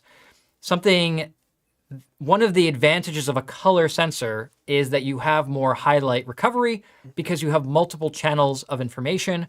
So you might blow the red channel and the blue channel, but the yellow channel still has some semblance of information. On a monochrome sensor, if you blow your highlights, this is what you get. And I am going to just set this back so you can see the exposure. This is as captured. So I'm like, oh, well, let's say I was Josh. I'm pretending to be Josh. I wanted to get detail in the camera bags off in the darkness. Well, that's great, but look what happened in the light. You completely blew out these highlights, Josh. Terrible. No. Oh, no. Horrible technique. Right. So, okay, I'm going to go back to -1.6 where I was to equalize the exposure. And you'll notice that not just the chart, but this bag is just, there's no information there. It's not white anymore. but it's devoid of information. This is what we would call in printing paper white. There's nothing there. There's no ink, right? So here, sure, you have detail in these other things, but this is why you do not want to expose to the right on a monochrome camera. That being said, let's walk through. This is normal exposure. And you can see the only thing I did is just bring the highlights down a little bit, which does show that there is some recovery. I'll quickly just reset this so you can see. It looks pretty bright. I was impressed that, we could actually pull back and get this information in the raw file. This is a notable improvement, I should say, from the Q2 Monochrom. This new sensor does have a little bit more highlight recovery than it has more than 0. Let's say that. Yeah, a little more than 0. So you have maybe half a stop of highlight recovery built into the file, which is more than 0, which is good. So now moving up, I'm going to zoom out. So we have our 0, we have our +1, we have, or I said -1. -1. Right. Yeah. So this is 1 stop underexposed, 2 stops underexposed, 3 stops underexposed, 4 stops underexposed, and you'll notice that I have +4 on the exposure, going back to +3, +2, and this is pretty amazing. So I'm just going to zoom in, go straight to the 4 stop underexposure with no other corrections, no additional noise reduction, nothing, no curve adjustments, just straight +4 EV from the other ones, and you will notice that it looks fantastic. There is really nothing to complain about here. Maybe there's some slight granularity in the file, but the shadows look absolutely stunning. So a lot of people do not believe me when I say that there is 4 stops of shadow recovery in the sensor. We saw the same in the M11, we see the same in the SL3, we see the same in the Q3, and we're seeing the same in the Q3 Monochrom. Yeah, if you were, and I've said this before, but if you were out, let's say with David on a workshop and David had his Q3 Monochrom and he was photographing and you just kind of stuck up behind him and looked at the back of his screen. It would look like that. You would go, what are you doing? Your exposure's wrong. He's like, oh no, my exposure's perfect. That's what he would say. You would do it just like that. Because I am a supervillain. That's right. Because what David understands, because he uses his gear and he tests his gear and he pushes gear to the limit, he understands how to make an image in his camera to give him the highest possible performance, factoring in his critical and necessary post-processing workflow that is the joy of using a modern version of Lightroom. Because if you're just shooting to get the prettiest image out of the camera, you're losing so much detail, dynamic range, and performance. Whereas if you're actually photographing to where the camera's at its highest potential, this is an extreme example, obviously. Look at that. There's a bag there. Yeah, if you're photographing in a way that extracts the most potential from that sensor, you're actually getting your money's worth. Right. So carry on. Yeah. Did you notice though, when we reset this, the histogram was basically, I'm going to show that one more time. Look at the histogram up top right there. Ooh, that's a sad histogram. And then for me to be able to pull that information out, again, just with a simple exposure slider. And yes, this is a base ISO. And your mileage will vary. As that ISO ramps up, you will have less and less ability to do this. Dynamic range, when we talk about 15.5 stops, and we talk about 4 stops of shadow recovery, those are all figures given at base ISO. Things degrade as we go up in ISO. But not by much, as we're about to find out. And I just will give one more comparison here. Whoop. Wow, I really need to adapt my brain to PC versus Mac. Okay, I'm going to compare. This is normal exposure on the left and 4 stops under on the right.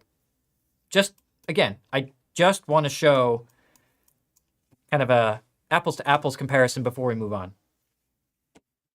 So yeah, it's, I mean. I'm looking at the computer screen. Oh, you can't see me. There I am. But that's crazy, dude. Yeah. That's crazy. There's maybe marginally more like micro contrast Yeah. in the proper exposure. 4 stops. But it's 4 stops. 4 stops. All right, but let's get to the good stuff. Show me some high ISO stuff. Pretty wild, right? I don't want to see this boring 4 stops. This is so boring. Give me like ISO 50,000 or I something. thought this was crazy. pretty exciting, actually. No. This is pretty exciting. Get to the good Okay, stuff. here we go. So now, where should we start off? Q2 Let's versus do Q3 and versus Q2 Monochrome, since I think that's what most people are going to be Sure. upgrading from. Okay. So just to explain, I have created my own color filter array, Wow. as you can see here. Bravo. Okay, so I'm going to explain the methodology really quick. So everything in green, which you don't have to worry about keeping track of the colors, is just what I did with the underexposure test, which is they're just normalized for exposure matching. And just to make sure on the test target that I didn't overexpose, and we can actually see the full exposure, the full grayscale ramp from white to black with actual boxes. So we have normalized exposure between everything, but otherwise between exposure and highlights, that's it. Everything else is as out of camera as it gets, even though I despise that term and there's no such thing. Let's just call it, they're straight in Lightroom with just exposure and highlights changed. There you go. Then the blues are with my M11 Monochrom preset, slightly tweaked, which is an adaptive ISO preset or ISO adaptive preset, meaning it actually changes as the ISO changes, both in terms of kind of reducing textural things, reducing clarity, other things to minimize the impact of noise, and also slightly increasing noise reduction as we go. This preset is available on Red Dot Forum. You can download it for yourself and use it for your files. So that's the blue. And basically all I did there, the only changes I made on the preset, again, were just slight exposure normalizations within like a third of a stop, just for small exposure variances, just so we could get a matchy test. And then lower down, you'll start seeing the yellow, which looks an awful lot like light green. But the yellow, I was running out of colors. The yellow is basically just a straight virtual copy of the blue with the preset applied, with the addition of AI denoise, which is a relatively new feature in Lightroom. This is the new iteration. If you haven't tried it on the latest version of Lightroom, it is, I mean, I'm going to show you, but it is, hyperbole aside, it is game changer. It is ridiculous and opens up so many creative possibilities with these cameras that I am excited to show you. This is not the same. If you played with AI denoise as a beta feature, which as I did, and I was like, forget that. I'm not messing with this. This was a year ago. I think it came out in September of last year. And basically, it would create an entirely new RAW file, and it would take forever. This is just a toggle box on or off. It takes about 20 seconds an image. I can deal with that for the improvement that it gives. And it has an adjustment slider, so you can scale it back. All right, so now let's get to the good stuff. You had said Yes. in your Showdown article Yes. that 25,000 was your comfortable limit on the Q2 Monochrom. Mm-hmm. So let's see how that looks on the Q3 Monochrom comparatively. Sure. We can't show all of them as much as I know you want to. I want to. All right. So let's first select our normalized. Okay, so here we go. And let me get this away. Full view. There it is. Looks great. Looks great. Next Let's one. go. Next move. All right, now let's zoom in. So I think you can see these are pretty well matched between them. We're going to zoom in. And we're going to let them magnify and enhance here. Rendering on the right. Ooh, okay. Wow.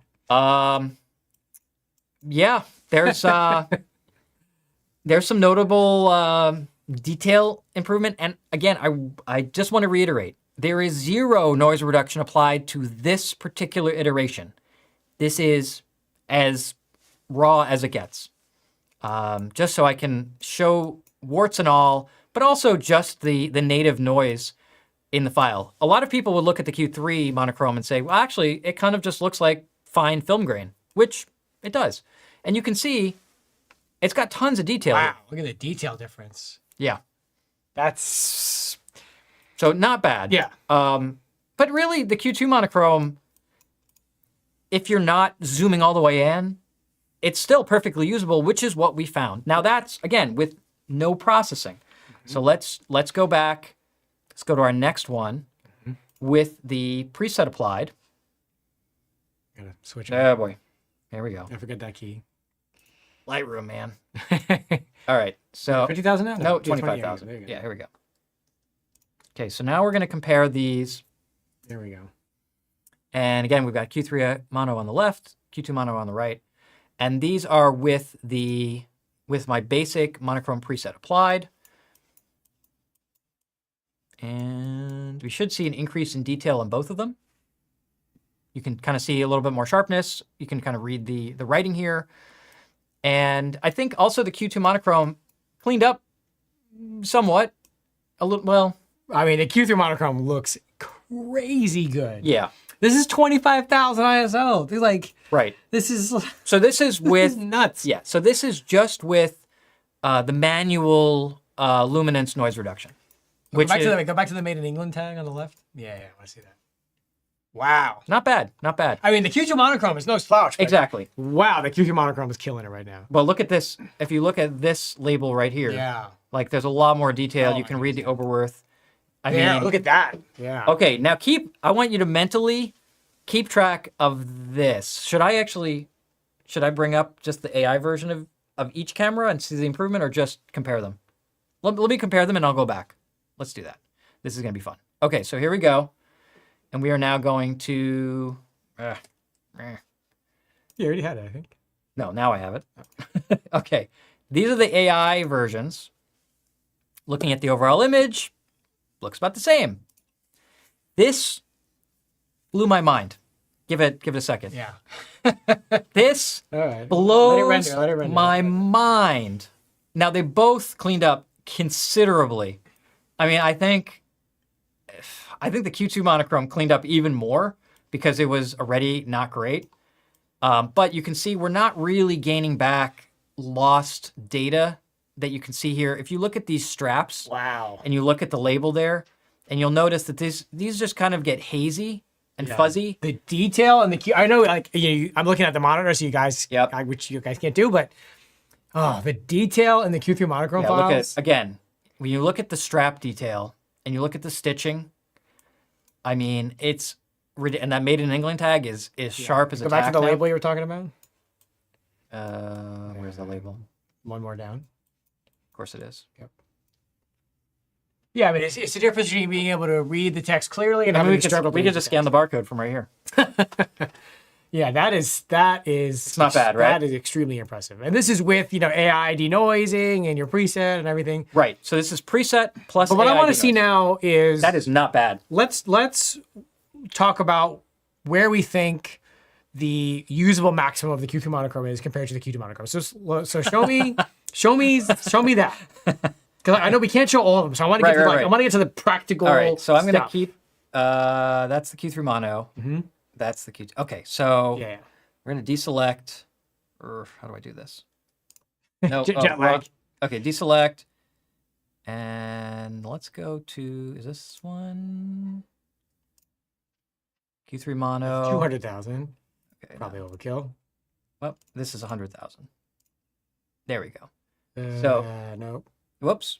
No, no. This is harder than it looks, I promise. But it's funny, is usually I'm the one struggling on the computer, so I am taking a little why? bit of satisfaction in watching David struggle with this, because if you've watched any of these shows, Why? How do I set the? Oh wait, I have to select this one and then. there you go. Nope. Just go back to G and then pick the ones you want and then go back Oh gosh. Okay. Thank you. Thank you for that. to C. I'm here for you, bro. All right. That one is 100,000. Yep. And then this one, where's 25,000? 50,000. That one. Yep. This one. Okay. Bingo. Thank you so much, Josh. All gonna be okay. It's all in the So reflexes. now we're gonna take a look at, these are the AI process ones, right? They are. So basically, best case scenario in Lightroom for 100,000 ISO on the Q3 Monochrom versus 25,000 ISO on the Q2 Monochrom. That is amazing. I mean, yeah. Look at the bags on the left there. I mean, these are actually about the same. Mm-hmm. So that tells you you're looking at about a 2-stop improvement, which is what we expected. Oh my goodness. That's crazy. Like- 100,000 ISO. Yeah. 100,000. That's, I mean, I don't know how many people are actually going to use that, but what I find interesting is where an ISO like this is actually useful. Look at that. Look at it actually has texture, and like the highlights, tonality. Yeah, it has tonality. Just imagine a scenario where you're walking around the streets of New York City in the middle of the night. Maybe you're doing some zone focusing. You're trying to get some street work done. You don't want to use autofocus because you're shooting from the hip, and you want to shoot at f8 or f11. Good luck doing that at night. But at ISO 100,000, what's going to stop you? It's pretty amazing. Yeah. So it's just giving you a tool to use in a way we couldn't use before. Right. At least to get images of usable quality. Yeah, and just to fine, we want to not be. Let's not even exaggerate that much. Let's say we're going to do 50,000, and then compare that to 12.5. Yeah. Okay. That's the Because I feel like we're getting greedy. I like being greedy. It's fun. Okay, so we have 50,000 ISO on the Q3 Monochrom on the left, 12,500 on the Q2 Monochrom on the right. And these should look the same in theory, or very close. Well, that one's all out of focus. Oh my goodness! No. Just give it a second, guys. Give it a second. There's a lot of processing. I'm chewing through data right now. Because Lightroom library things. Okay, now both of these should look exceptionally good. And they do. And they do. Yeah. I mean, the Q2 Monochrom is doing great for 12,500. It really is.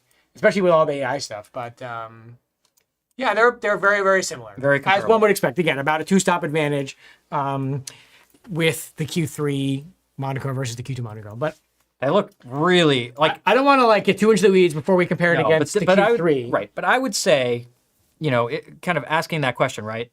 I would say that if you want absolutely perfect images, I mean, because I look at this and there is like perfect detail resolution in the shadows, great stitching detail, like you can read the writing. There's actually a little bit of moire because it's so sharp on these little fine details here. This is phenomenal. I would say 50,000 is kind of our new set point of you're a perfectionist and you don't want to see any noise in the final image. Well, 50,000. If you're willing to accept a little bit of like film-like noise, 100,000. If we're looking at the Q2 Monochrom, I mean, we already kind of established that's 12.5, kind of perfect, 25,000 pushing things. So here we are at this. Now let's compare again. Yeah, I want to see. What do you want to see? I have a Q3 and I shoot a lot in low light. I'm considering black and white, but I don't know why I would bother buying a Q3 Monochrom when I can just convert my Q3 files to black and white. So show me why I need a Q3 Monochrom. Show me 25,000 on both.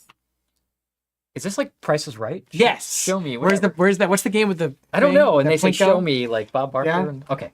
So what do we want to see? I want to see first? Q3 versus Q3 Monochrom. That's what I want to see. And do you want to see like clean first, baseline? I mean, or see show fully me best case scenario because I think that's what we're all aiming for when we're processing anyway. Sure. Okay. So we're gonna look at. Are we going to look at 12.5 again for? Wait, this is M11 Monochrom. Sorry. You want? Yeah, that one. Yeah. Q3 Monochrom versus Q3. There we go. Okay. Nice. Because again, the I'm saying to you, David, I have a Q3, and I could just convert those files to black and white, and they convert really well. I mean, they do. That sensor does a good job going color to black and white. But let's see why I need a Q3 Monochrom at high ISO. Sure. So here's so I've already got my 50,000 selected. Okay. And now we're going to go to. Well, show the same. I want to see the same. 12.5. Sure. 12.5. No, I want to see the same on both. Okay. Yeah, that's really? what we're gonna. Yes, that's how we start with. Wow. One more. Yeah, show me 50,000 on both. All right. Here we We go. just say 50,000 was the usable upper limit. Not going to be pretty. On the Q2 Monochrom. Okay. Show me what you got. Now, I think I did a pretty decent job. You did actually. Matching the These conversion. look very, very, very similar. Yeah. Right. So you've got a black and white on the left, color on the right. I actually developed an adaptive ISO conversion preset, which Good I don't know why I do this stuff. Gold star for you. And no, I'm not publishing it. Oh, they're gonna I knew that was going to be the next one. They're gonna ask you for it. Where can I get this? Wow. That's. It's pretty good, actually. It's actually pretty good, but there's no contest. The Q3 Monochrom. I almost, it's funny. I almost think that the Q3 with the conversion, with the AI, is like maybe even a little better than the. Oh, well, the Q3 is better than the Q2 Monochrom, right? So. Well, yeah, but the Q3 Monochrom is still much cleaner. Although, yeah, you can see it's kind of chunking apart here. Yeah, it's getting a little blotchy. Yeah, very blotchy. Yeah, but not bad. I mean, it's good. It's way. Let's put it this way. It's way better than I was expecting for this. It might be pushing it a little far, but Yeah, it's, I mean, you can see in the shadows, you're starting to get quite a bit of noise on the Q3. right. It's not bad. It's not bad, It's really not bad. but it's a lot. it's The Q3 Monochrom is insane.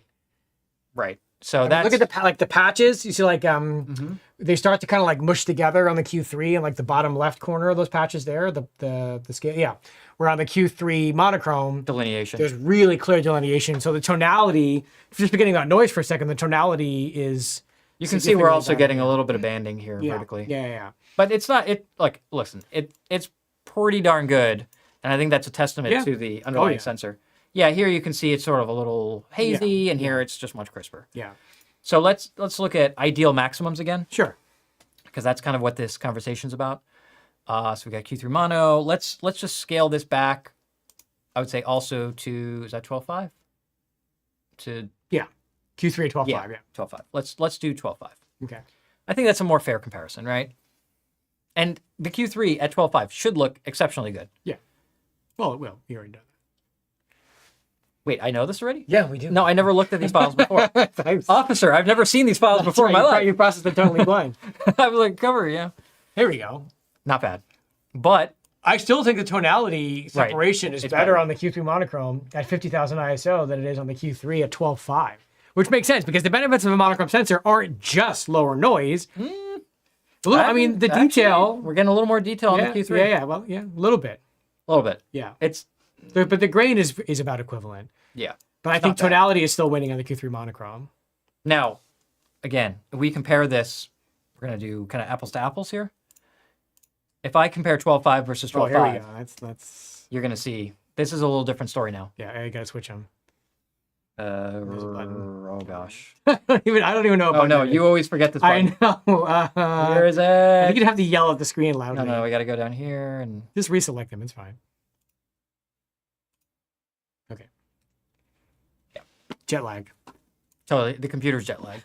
I didn't bring this computer with me, No, but it's my still goodness, jet lagged. that's right. Okay, what do we got? So 12.5 monochrome on the left, Q3 on the right, Yeah. and I think we're going to see a pretty significant uptick in image quality from one. And this is where people were asking, right? So it's like, what are you gaining here? And you can see just how clean it is here Yeah. versus even with the AID noise, Yeah.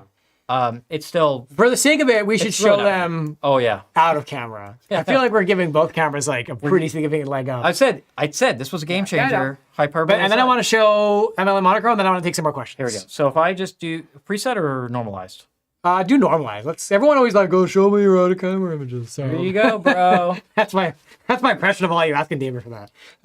All right, so Give me something scary. Like give me 50,000 versus 20, give me 25. 25. Show me 25. 25,000 coming up.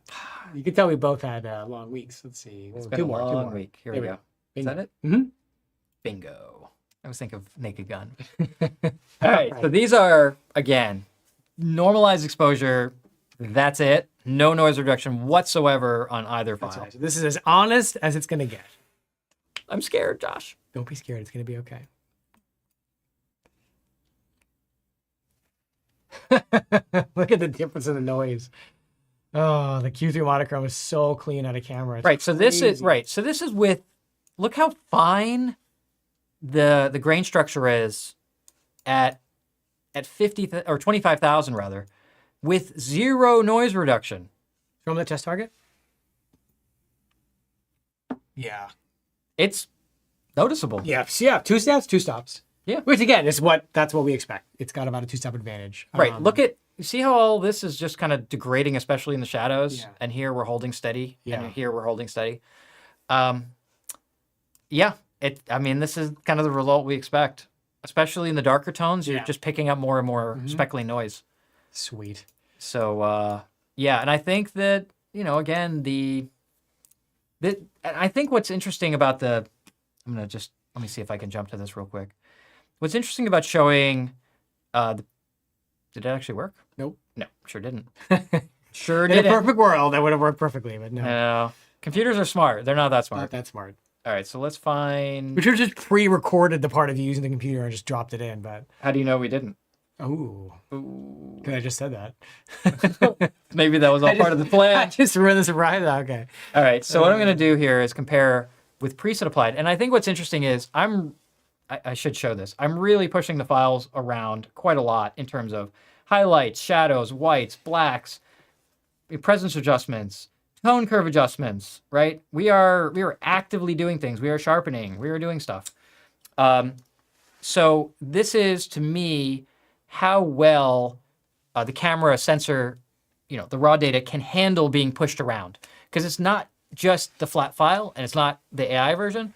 For a lot of people, this is kind of their regular workflow. Yeah, this is the most common result, I think. It's loading. And you can see that the Q3 Monochrom is Well, give it a second. excellent. And load faster. Right? Yeah. Here we can start seeing a real I think it's stand out even more now. Right, exactly, because I'm actually manipulating the file. So it's not just that it's low noise at that ISO, it's how well the files are able to take additional processing. Because if I go out and I'm shooting, especially night photography that's really contrasty environments, and I need to bring up the shadows, or I need to drop some of the highlights, I'm going to be modifying the files. This is my actual monochrome preset that I am using for real work. That's very noisy from the Q3. And we're definitely getting just a much better result, even before the AI noise reduction. The AI just really just cleans up that small amount of noise that's in there, but it's really not that offensive. I mean, you could easily shoot the Q3 Monochrom without employing AI if you don't need it in your workflow.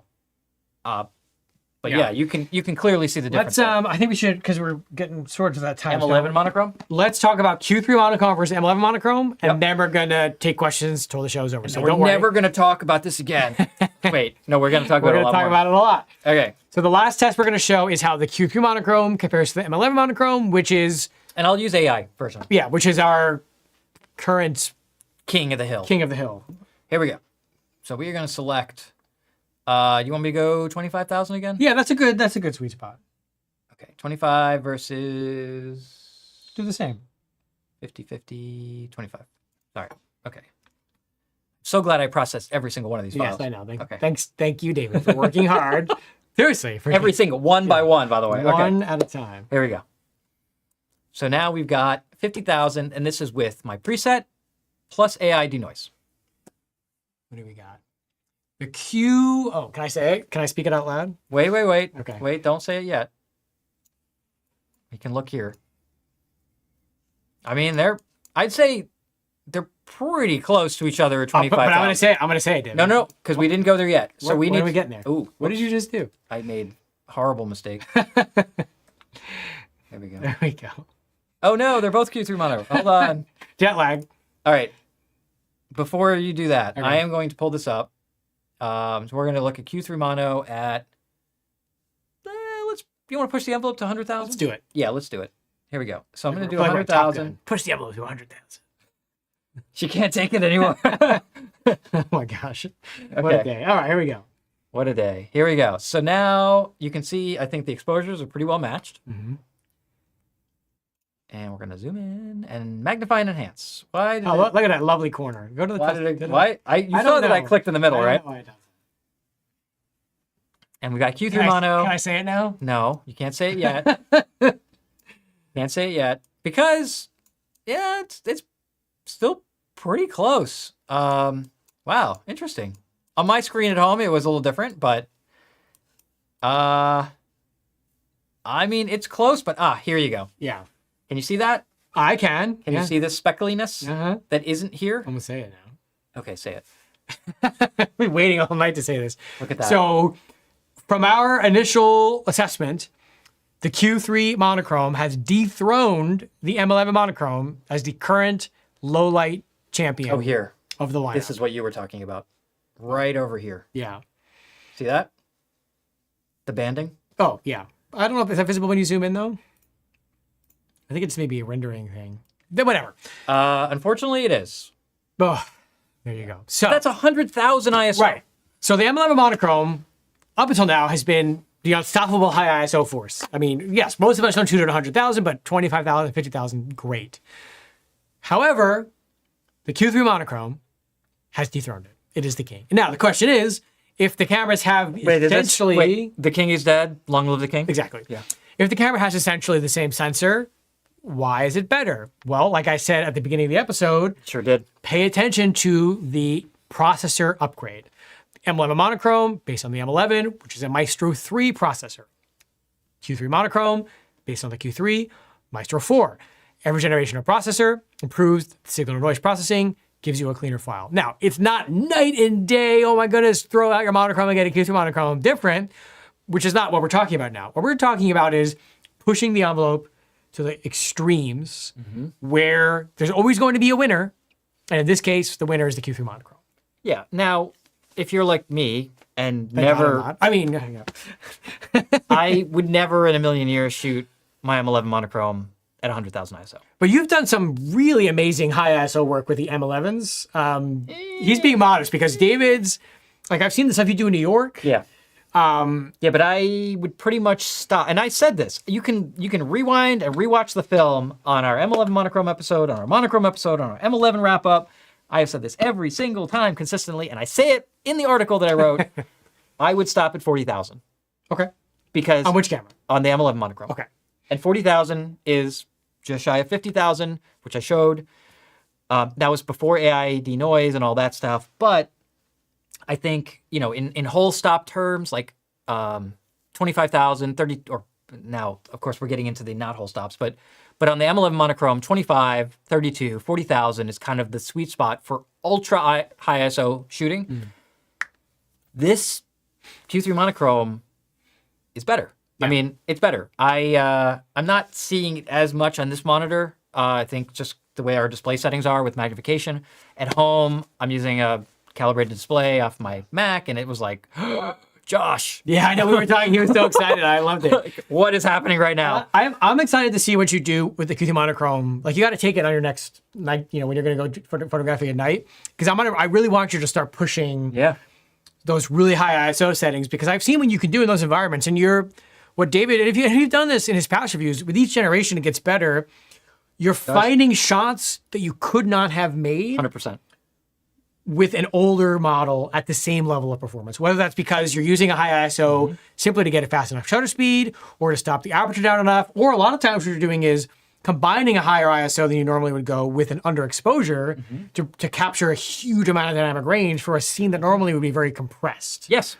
So I think that's really, really exciting. If you want to see examples of that, check out the M11 Monochrom review. There you go. Where I talk specifically about both of those scenarios that Josh just mentioned. So cool. Because, as you said, I mean, and I could not agree with this more. It's not the pure ISO performance in and of itself. What it is the creative flexibility and the opportunities that it opens up.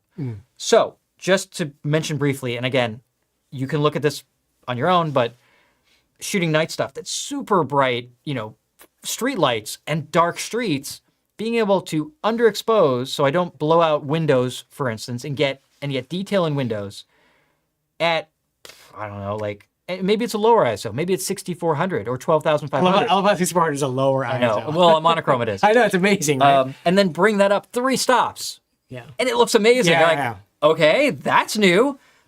Since when have we had file malleability at low ISOs of 6400 or 8000? And then the other one is I went to Gleason's boxing gym in Brooklyn, which is, you know, kind of a institution. And I don't know about you, but if you ever try to shoot sports in a dark place, like how do you have no access to strobes, you have no studio lights, you just got some dingy fluorescence. So what are you doing? People are punching fast. They're moving around. So you need both a fast shutter speed, at least 500 or 1,000th of a second, and because they're bobbing and weaving, like you can't shoot that wide open. Yeah. So okay, now I need to take my lens and I need to stop down to 5.6. So I have some depth of field, which is what you were saying earlier. Okay, now what do? Well, I shoot in manual set the lens to 5.6, set the shutter speed to 1,000, and then I set auto ISO to do whatever it needs to do to make that happen. Yeah. And I could not have been happier with the results. And that's on an M camera that's manual focus. Yeah. Imagine that scenario with a Q3 Monochrom. It would have been so much easier. We should take some questions because we haven't in a while. I haven't even looked at the chat. I know, have a look at the chat. So we don't know what's going on in there. We're kind of Everyone hates us. vitriol is being tossed around. I know, they're like, these guys know nothing. Jose, what do we got? I mean, from earlier, it's mostly just comparison questions. It's kind of like, does it make sense to get an M11? I mean, a Q3 Monochrom if you have the M11 Monochrom. It's I think hopefully we addressed some of that stuff. yeah. You can always leave a comment. We didn't, but I think that comprehensive test shows pretty well kind of where Q2 Monochrom, Q3 Monochrom, M11 Monochrom. That's not in order. I'm just saying like how all those 4 cameras compare to each other, and they're all pretty darn impressive. Were there any other questions or comments in the chat? How does bit depth affect images in color versus black and white? Well, you're getting 14-bit image capture at every single pixel, which is, what is that? Like Math. That's hard. Was it 32,000 or 64,000 shades of gray, something like that? It's a lot. Yeah. More than color converted to black and white. But there I'm actually more questions or what? There was a comment, but I'm gonna address. Okay. So There's an autofocus question in terms of speed and accuracy compared to the Q3. I mean, I covered that. Yeah. Yeah. Let's see what else. We just spouted so much wisdom that everyone is here, I'm gonna give the exact examples because someone, I don't know, I saw there was a comment about like the test images don't really translate to real world. Well, that's because they're test images. they are. So I mentioned these exact scenarios from the M11 Monochrom. I'll just show them briefly. So Jose, if you just switch over here, this is from my M11 Monochrom view. This is not the Q3 Monochrom. I want to be very specific in that. But you'll see that this is M11 Monochrom at 100th of a second, f8. Again, when can you shoot at night at f8? 6400, and it's pushed 3 stops in post-processing to preserve all the highlight information. And you'll notice we have those pretty sun stars and all this shadow information in the buildings, but we also have window detail that came out. I've never been able to push a camera before 3 stops at a higher ISO setting like that. That is unique. This was an example at 10,000 ISO, pushed 4 stops in post-processing, again, to retain this highlight information. Sweet. And that is those are the examples that I use specifically here. Yeah, and this David's M11 Monochrom review is actually a great sort of warm-up read if you are interested in the upper limits of monochrome photography, which you can do now, and then you can just take this and add another stop or so. Right, like for look, Q3. I mean, it's no slouch, right? This is going to be your starting point. So this is 50,000 ISO in real world on the M11 Monochrom. You could expect even better results, more shadow information, cleaner shadows than you get here. For higher contrast images, totally fine. And then I want to show those boxing images, or at least one boxing image. Let's see. Okay, so getting down to the boxing images, and you can see we've got, actual people moving around. And that one I'm dragging the shutter on purpose. I promise. Where is that? Oh, it's actually wait, somewhere. My gosh, there's so many images here. That is my fault. There we go. There he admits it finally. There we go. So, maybe that wasn't the one I was looking for. But you get an idea. This is at 40,000 ISO. It has nuance. It has texture. The Q3 Monochrom will be that or a little better. Yeah. What I was looking for is the guys fighting, which I must Yeah, the sensor in the M11 Monochrom is amazing, which is why we were so blown away by the fact that Q3 Monochrom beat it. Right. This is a thousandth of a second at 5.6, which was the exact scenario I was talking about.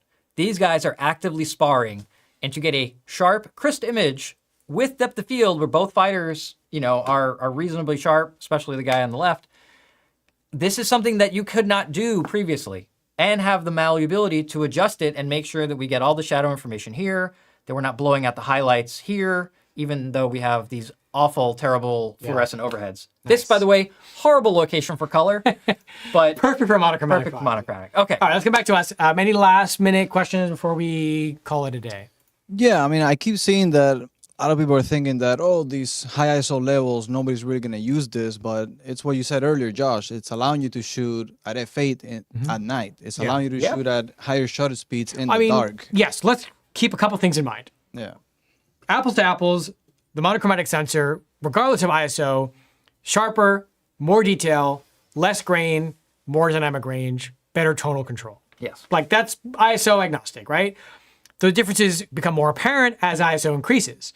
But all of your black and white images will be superior to a color image converted to black and white. Doubly so once you start manipulating them in post-production. Because when you convert a color image to black and white, you're throwing away a significant amount of data. And the more you start to edit, the more chance you have to introduce additional grain, banding, blotches, whatever. Yeah. So a monochromatic camera, regardless of brand or year, its equivalent color version will always have less performance than the monochromatic version. Yes, these ISO examples are extreme and not everyone shoots there. That's okay. It's the easiest way in our relatively concise format to demonstrate the benefits of a monochrome sensor. But anyone in the chat who's ever shot any Leica monochrome camera and made images on paper or large displays understands that the monochrome sensors are special. Yeah. That they have a depth, a malleability, a feel to them that a color sensor, while can be great, cannot match or exceed. That's like the overarching. And the ability to manipulate the overall look of the image using color filters in camera, I think also shouldn't be undersold, because especially if you're a landscape photographer, an urban street photographer, things like that, being able to throw on an orange filter, a red filter. Yeah, I knew someone was going to mention this. They're saying like, well, you can use a faster aperture lens on the monochrome, which is true. You can use a 75 Noctilux, a 1.25, a 50.95, but then you're dealing with a whole different set of challenges, which is it's going to slow you down considerably in order to get the precision to get the image in focus. So yes, if you wanted to make an M11 Monochrom equivalent in some sense to a Q3 Monochrom, you could put a faster lens than 1.7 on there, but you're introducing a whole other set of challenges, for better or for worse. I don't disagree, though. I mean, and clearly the look you're going to get from M lenses is unique. I mean, of course, yeah, we love the we love M lenses. This isn't look. This is not a knock on the M11 Monochrom. No, it's not replacing it at all by any means. The same way that when we talk about the M11 Monochrom, like that doesn't mean that we still don't like the color M11P, because again, the monochrome does everything great except shoot color. So if you want color, you need to shoot a color camera. I think we've got 5 minutes. I think here is where we need to address this. Okay. Just sort of, and I'm going to bounce these off you, okay? Tell me. Here we go. Ready? The lightning round. Let's go. Are you good? You need I'm to ready. hydrate first? Oh, I'm doing good. Okay. Let's go. So when we talk about who is this camera for, yes. who should consider this camera? Okay. You have a Q2 Monochrom. What should you do? Get a Q3 Monochrom. Okay. No explanation needed. Yeah. You have a Q3. Look in your Lightroom catalog. How many of your images have you converted to black and white? If it's a very high percentage, consider adding a Q3 Monochrom if you have the budget for it. If it's over 60 to 70%, consider replacing your Q3 with a Q3 Monochrom, and then maybe getting a Q2 or a Deluxe 8 or something else to pair with it. Okay. You have an SL. Let's say an SL3 or an SL3S. Get a Q3 Monochrom, because you've already got one of the best color cameras on the market. The monochrome will inspire creativity in a way that some color cameras will not. I think the Q3 Monochrom, like you said, is a fantastic OR camera, but also if you're a black and white shooter, then it can be your only camera. I know more people who have a Q2 Monochrom as their only camera these days than a Q2 as their only camera. For sure. Which is crazy to say. I mean, there's more people with a Q3. I'm saying Q2 specifically. Right. Now that's going to change now that there's a Q3 Monochrom, because they're all going to upgrade. But, Okay. So let's keep it going. Yes. You have an M11 Monochrom. Well, I wouldn't replace it with a Q3 Monochrom. If I didn't have a 28 for the M11, and I had maybe some similar, like a 50, 90, maybe a 21, I would consider a Q3 Monochrom instead of a 28 Summilux or a 28 Summicron. Okay. Because I think it comes in at this very similar price point and gives you a lot more functionality.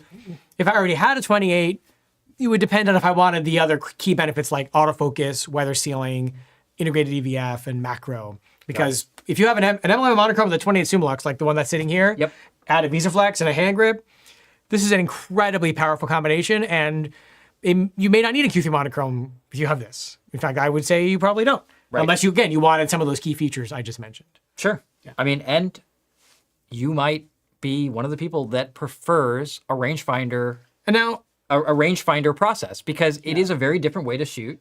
While the Q system does have manual focus and the lens looks, it's got a focus tab and it has a depth of field scale and it looks and feels and functions kind of like an M, it's not an M, right? An M is an M is an M. Yeah.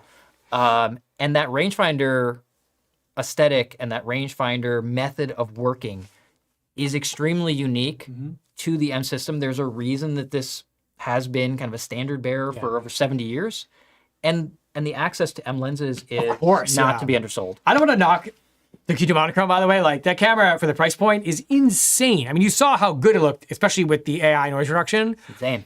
It's like a whole new life. And that's kind of one of the cool parts about the monochrome camera specifically, is they're so sort of ahead of the curve compared to the equivalent color cameras, but the price point isn't that much higher compared to the equivalent color camera. Sure. That older generation monochrome cameras, whether that's a 246, an M10, or a Q2 monochrome, is one of the best bang for your buck performance models you can get. So yes, the Q3 Monochrom is awesome. Maybe not right for everyone, depending on your budget, which is why we love the fact that Q2 Monochrom still exists. There's plenty of them out there. People are going to be trading them in. There's going to be more on the market. So this is a great opportunity for a black and white photography enthusiast who maybe doesn't have the budget or isn't ready for a Q3 Monochrom yet to get into an insanely powerful camera, of which there is tons of accessories, tons of contents, etc. available. Okay. Now, I'm just going to get a little more granular. Let's say I have a Q2 monochrome. Yes. I don't ever shoot anything over 12,500. I don't ever use the Photos app. Like, I don't need content authentication. Like, what do I do anything? I mean, the faster autofocus and the better image quality and the tilting screen and the USB-C charging could make the difference. It might not. It could, right. You basically, like we talked about earlier, have to make a decision tree and say, well, the feature differences are very clear. We've covered them ad nauseum more than once between the Q2 and the Q3 generations. Sure. And there may be certain features that are useless to you. You don't care. Great.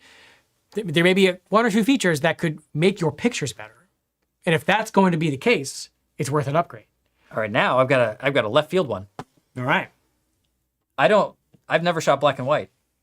I only ever. Sorry for you. I'm sorry. You're missing out.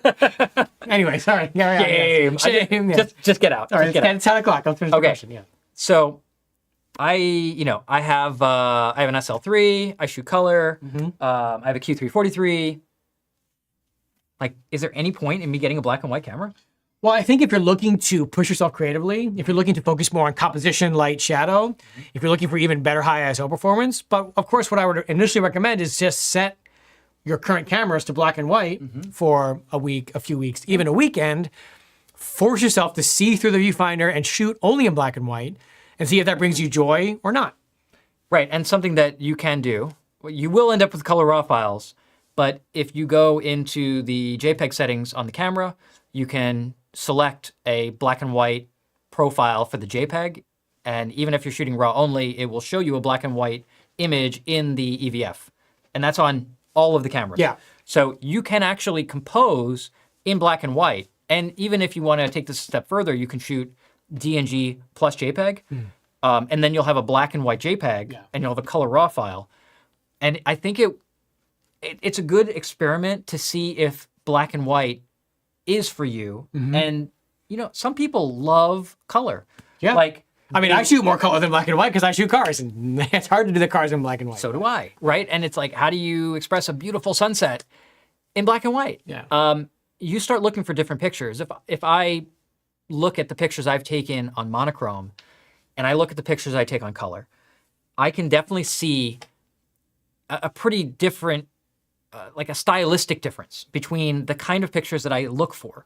Because you said this earlier, and it really hit the nail on the head, which is with monochrome, you're looking at light, the quality of light. You're looking at textural information. You're looking at shadows, and you're really composing in a different way where it's about shape and form and light and gradation. In color, you can take a picture of a pretty flower against, you know, a red flower against a green bokeh out background. Just show that on the last, or no, we showed it on some. Did we? Oh no, No, I didn't show that. Never mind. I was thinking, Right. So there's definitely things that you can show that you know are lean more into the color palette and lean more into color composition. And I this harkens back actually to the first time that I tried the original monochrome. This is I gotta pull my little like what is this? we're already over schedule, so let's get to humble brag or flex or whatever. Let's get to it. So the first time I tried the camera, I got to try it with at that time the brand new introduced 50 Apo, and who was my photo guide? My walk around. Peter Carba. That's right. Who designed the lens. Legend himself. And it was very stressful because he's like, "Why are you shooting that at f8?" I'm like, "Oh my gosh." So that was fun, walking around Germany with the guy who designed this amazing lens on this brand new camera. And it was a little bit of a reality check for me because we went to this nice German town and there was a gorgeous sunset and I took a picture towards the sky and it's like, oh, it's just gray. And it really kind of dawned on me that I needed to change that process because I had been shooting color for so long. You know, I hadn't shot black and white film since my film M days. And, that goes back a ways. And you really just have to readjust. But since then, I've really enjoyed the monochrome process through all these generations of cameras because with every single one, it's just like the creative possibilities have just broadened and opened up tremendously. You know why? Because it's supposed to be fun. It is fun. So don't take it too seriously. It's supposed to be fun. And on that note, we should probably call it a night. I'll note that we are back. I'm going to tell you the exact date that we're back, which is somewhere in my electronic mini light bulb that I'm holding. What is this box? I know, it's a magic box. It's like December 13th. We are back. Oh, okay. I think we have agreed we're going to do the Leica the Leica MEB1 will be the topic of discussion in December. So if you're interested in that interesting new camera, be sure to stay tuned. Otherwise, David will sign us off. Amazing. Hopefully you guys learned something about the Q3 Monochrom that you didn't know yesterday. I'm sure there's a lot of fantastic content out there on the YouTubes from a lot of other great creators. That's been wonderful to see how many people in the creative space have really gotten into the world of Leica and are covering the world of Leica. So you don't have to just look at our ugly faces. Although you should just look at, ugly face? I didn't say that. It's the jet lag, man. Sorry, you're so beautiful. There we go. There we go. Jose is beautiful. Yeah, that's where we can argue that. Yeah. Right. So definitely check out whatever other content is out there since Thursday. I know that some loaners went out to other photographers, so that's great. And I love to see this community really growing and engaging with the new Leica products and really exploring what can be done because everyone has a different vision. To that end, please comment on the video. This will go in like an hour, will be archived, and then you can make permanent comments, not just live comments. And if you have any questions, comments, please drop them there. There's also links in the video description on the best way to support this channel, which is if you're interested in making a Leica purchase. Doesn't have to be a Q3 Monochrom, doesn't have to be anything. It could be a lens cap. It could be a soft release. It could be a lens cap or a soft release. But do please consider making those purchases at Leica Store Miami. It is the single best way that you can help support us and keep us housed and fed and the lights on and broadcasting to you. That's right. Plug over. Please also like the video. It helps us in the algorithm. And be sure to subscribe to Red Dot Forum on YouTube. Check out reddotforum.com on the web. There's an article on the Q3 Monochrom, among other things. You can check out all the ISO testing, all the in-depth camera reviews over there, as well as stay on top of firmware updates, download those Lightroom presets I talked about. It's all on the website. And of course, I don't know. I'm forgetting something, but that's okay. Thanks to Josh for his encyclopedic information storage device, right. Also known as his brain. Thanks to him for staying till very late, till like midnight to shoot all those test targets. Yeah, quite wild. Test targets and bags. Very illuminating. And thanks to Jose for keeping you all in check in the comments, keeping us in frame in the video. By the way, we have a gallery opening December that's 4th. right. Oh gosh. See, December 4th. I knew I Right. forgot If about you that. love us so much, you want to meet us in like the flesh, come to Leica Store Miami on December 4th. Kira Crowell's new gallery show will be up. It is amazing, amazing work. All the Leica Himalayas. photography. Yep. It's mountains and snow and stuff. Interestingly, hot take, it's black and white, but shot with color cameras. Ooh, we could ask her all about it because she will be there. So yes, December 4th at Leica Store Miami. Please come hang out with us. I will have a beer with you. I dropped the link in the chat. So. Thank you, Jose. Amazing. Somebody's Sorry, still I forgot to around. mention that. That's okay. Now we're going. Goodbye. Now we're going. Thank you so much for tuning in on your Saturday night. I know you're all jet lagged, so my apologies for that. No, wait, I'm jet lagged. right. I am going to go to sleep now for like 3 days, and this is done and over with, and I have Sunday to look forward to. Okay. Thank you so much. We'll see you in like 3 weeks. 3 weeks Good night, from everybody. today, and until then, See you shoot soon. some black and white. That's right. Bye. I guess.